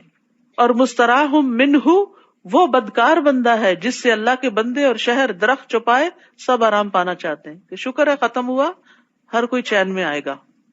اور ایسا ہوتا ہے نا، بعض لوگوں کی موت پہ زمین آسمان روتے ہیں کہ وہ خیر ہی خیر پھیلانے والا ہوتا ہے، اور بعض لوگوں کی موت پہ سب راحت پاتے ہیں، شکر ادا کرتے ہیں، اپنے بھی پرائے بھی، جہاں وہ رہتا ہے آس پاس کی چیزیں بھی، کیونکہ اس کے گناہوں سے ہر کوئی تنگ ہوتا ہے. اللہ تو سب کو ہدایت ہے.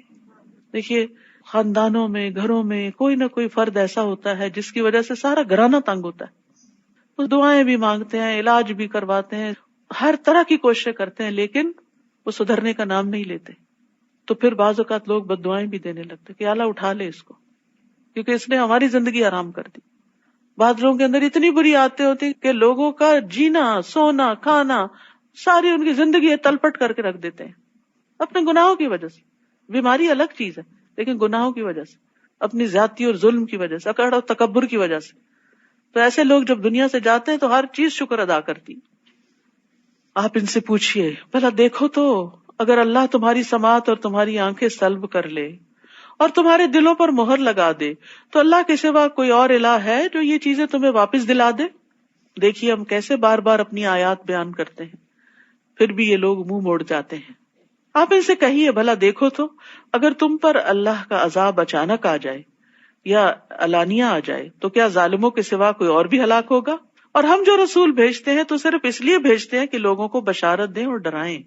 پھر جو کوئی ایمان لے آیا اور اس نے اپنی اصلاح کر لی تو ایسے لوگوں کو نہ کوئی خوف ہوگا نہ وہ غم زدہ ہوں گے. ایمان اور اصلاح، لا الہ الا اللہ کہنے کے بعد پھر اللہ کی اطاعت کے کام کرنا، اپنی بیڈ ہیبٹس کو چھوڑنا. اور جن لوگوں نے ہماری آیات کو جھٹلا دیا تو ان کی نافرمانیوں کی انہیں ضرور سزا مل کر رہے گی. اے محمد صلی اللہ علیہ وسلم آپ ان سے کہیے میں یہ نہیں کہتا کہ میرے پاس اللہ کے خزانے ہیں، نہ ہی میں غیب کی باتیں جانتا ہوں، اور نہ میں کہتا ہوں کہ میں فرشتہ ہوں. میں تو صرف اس کی پیروی کرتا ہوں جو میری طرف وحی کی جاتی ہے. آپ ان سے پوچھئے کیا نابینا اور بینا برابر ہو سکتے ہیں؟ پھر تم لوگ کیوں نہیں سوچتے؟ اور آپ اس وحی کے ذریعے ان لوگوں کو ڈرائیے جو اس بات سے ڈرتے ہیں کہ انہیں ان کے رب کے ہاں اکٹھا کیا جائے گا جس کے بغیر ان کا نہ کوئی حمایتی ہوگا اور نہ سفارشی ہوگا. اسی طرح شاید وہ پرہیزگار بن جائیں.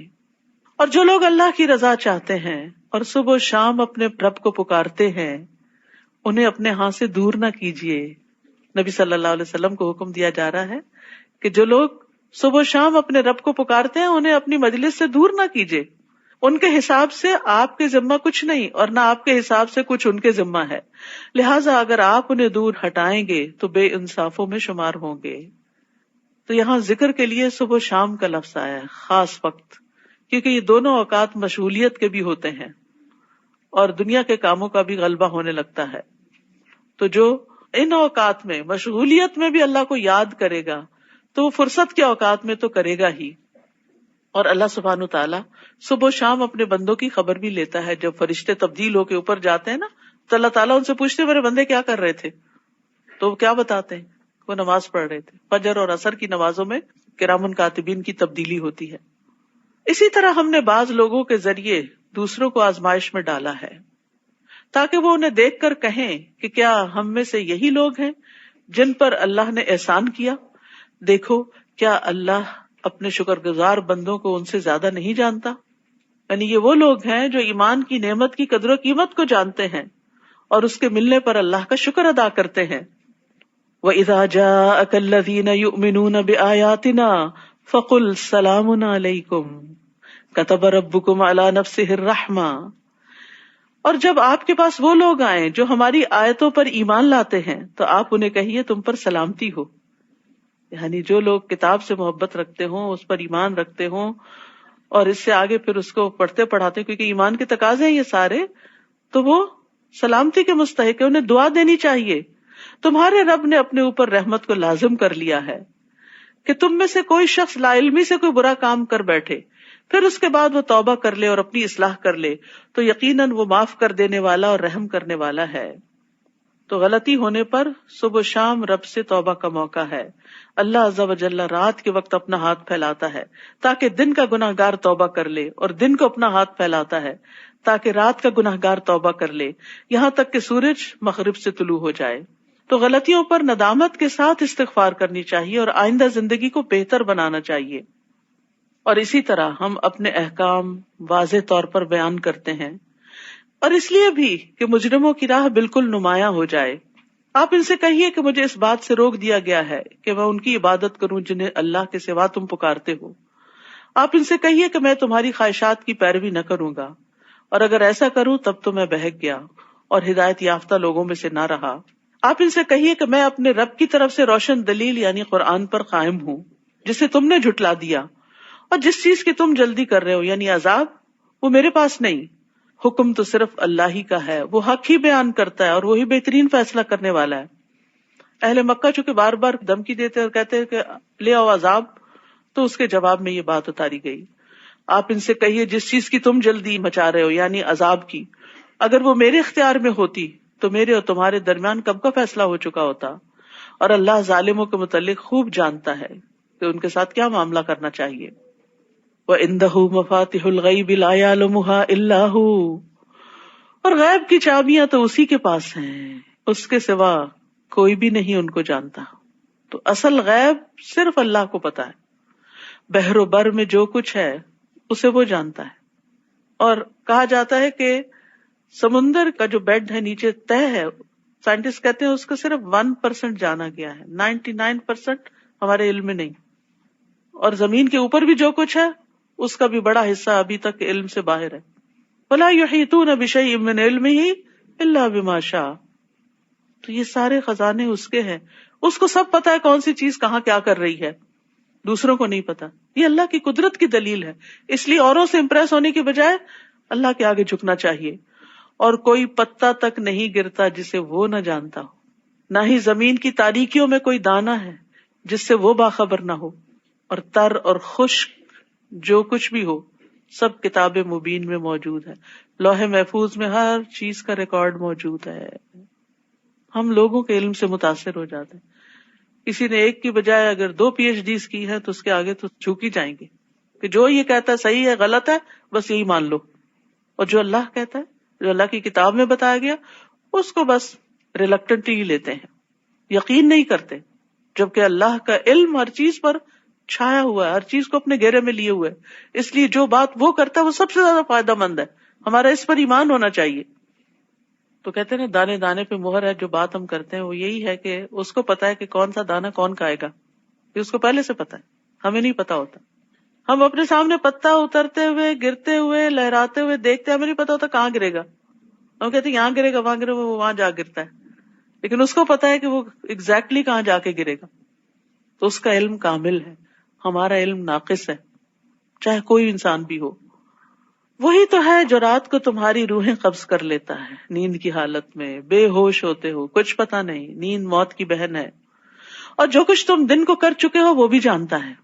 ہم خود بھولے ہوئے ہوتے ہیں، اگر آپ سے پوچھا جائے کل یہاں سے جا کر کیا کیا کیا تو آپ کو سوچنا پڑے گا اچھا کیا کیا کیا، اور جب بتائیں گے تو بھی تو ہو سکتا ہے کوئی چیز مس کر جائیں، لیکن اس کو سب پتا ہے آپ اپنی گزشتہ زندگی میں ہر روز کیا کچھ کر چکے ہیں، سب اس کے ریکارڈ میں ہے۔ پھر دوسرے دن جسم میں روح بھیج کر وہ تمہیں اٹھا کھڑا کرتا ہے، یعنی نیند سے اٹھاتا ہے تمہیں، تو ایک خاص روح اندر آتی ہے، تب اٹھتا ہے انسان، تاکہ مقرر مدت پوری کر دی جائے، یعنی موت تک زندگی پوری ہو جائے، پھر اسی کی طرف تمہارا لوٹنا ہے۔ ثم الیہ مرجعکم، پھر وہ تمہیں بتائے گا کہ تم دنیا میں کیا کرتے رہے ہو، وہاں جا کے ہمارے ان اعمال کا ہمیں حساب دینا ہوگا۔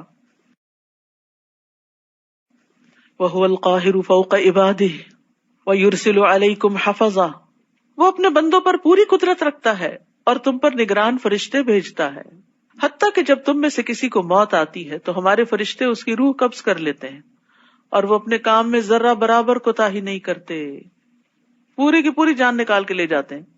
تو یہاں موت کا منظر بتایا گیا ہے، حدیث سے بھی بڑی وضاحت کے ساتھ پتہ چلتا ہے۔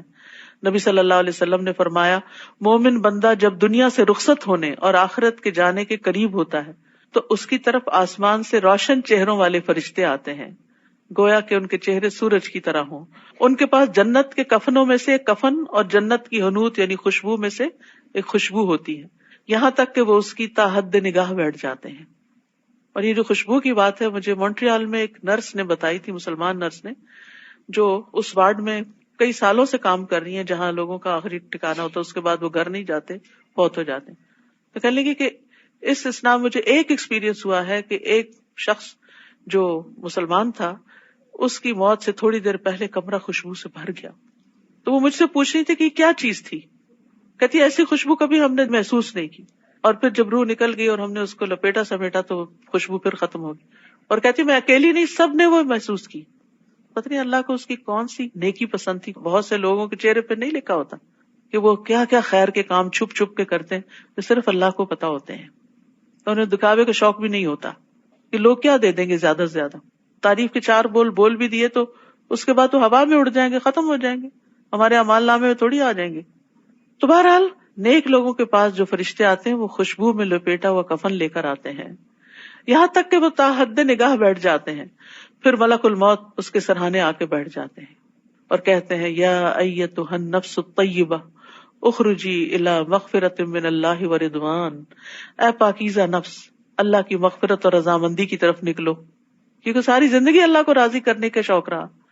چنانچہ اس کی روح اس طرح بہہ کے نکل جاتی ہے جیسے مشکیزے کے منہ سے پانی کا قطرہ بہہ جاتا ہے. پھر ملک الموت اسے پکڑ لیتے ہیں. جب وہ اسے پکڑ لیتے ہیں تو دوسرے فرشتے پلک جھپکنے کی مقدار میں اس کی روح کو ملک الموت کے ہاتھ میں رہنے نہیں دیتے. پھر ان سے لے کر کفن میں لپیٹ کر اپنی لائی ہوئی حنوط مل دیتے ہیں اور اس کے جسم سے ایسی خوشبو نکلتی جیسے مہکنے والی کستوری جو روئے زمین پہ پائی گئی ہو. پھر فرشتے اس روح کو لے کر اوپر چڑھ جاتے ہیں. ایسا ہی منظر لگتا ہے جیسے بچہ پیدا ہوتا ہے نا, تو نرس سے ڈاکٹر کھڑی ہوتی تو بچہ جو لیتی ہے فرسٹ اٹیمپٹ میں وہ فوراً دوسری نرس کو دیتی ہے اور وہ لے جا کے اس کو صاف کر کے اس کو لپیٹ دیتے ہیں کپڑے میں. تو ایسے ہی مرتے وقت روح نکل جاتی ہے اور وہ جنت کے لائے ہوئے کفن میں لپیٹ کر لے جائی جاتی ہے.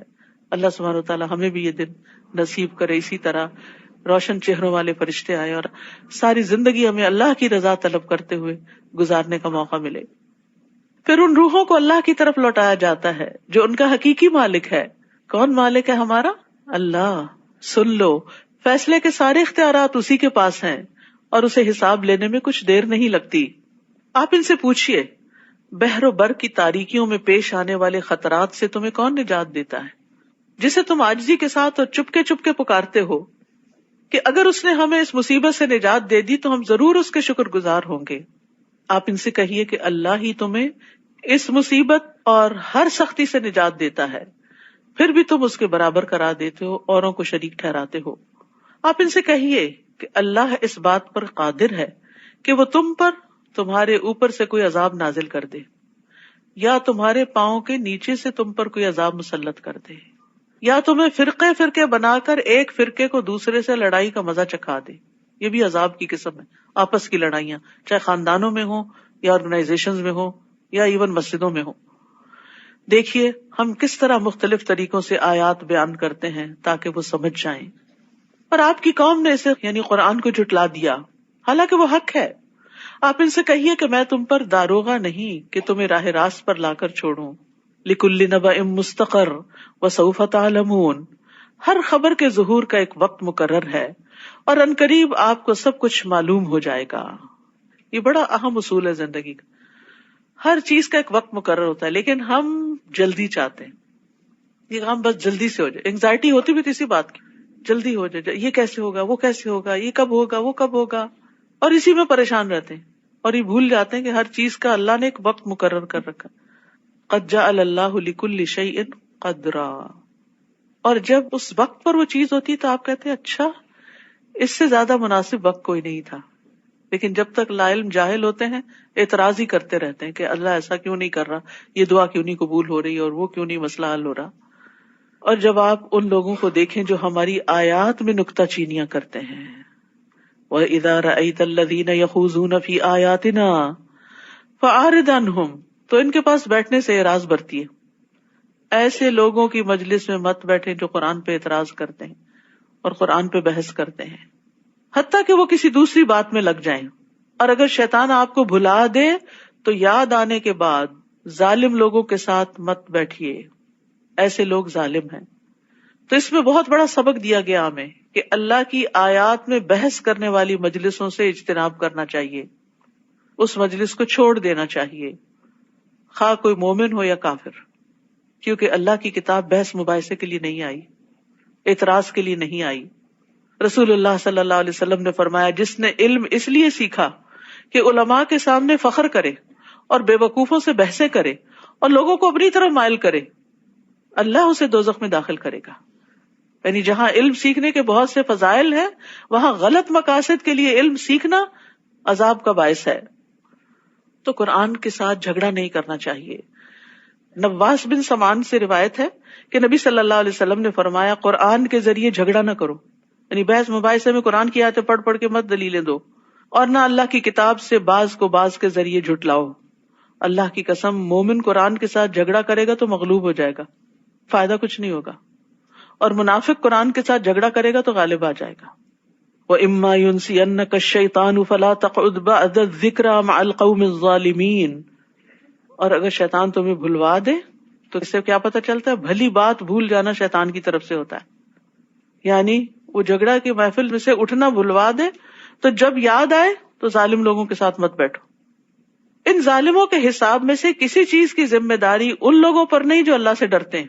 یعنی اگر وہ بھٹک رہے ہیں تو ان کے بھٹکنے کی ذمہ داری ایمان والوں پر نہیں، کیونکہ بعض اوقات ایسا ہوتا ہے نا، خاندان والوں میں، دوستوں میں کوئی شخص قرآن پڑھ کر پھر قرآن ہی میں سے ایسی چیزیں نکالنا شروع کر دیتا ہے جو قرآن کے مطلب کے خلاف ہوتی، تو آپ سوچتے ہیں شاید ہمارے پڑھانے میں کوئی کمی رہ گئی یا بتانے میں کوئی کسر رہ گئی.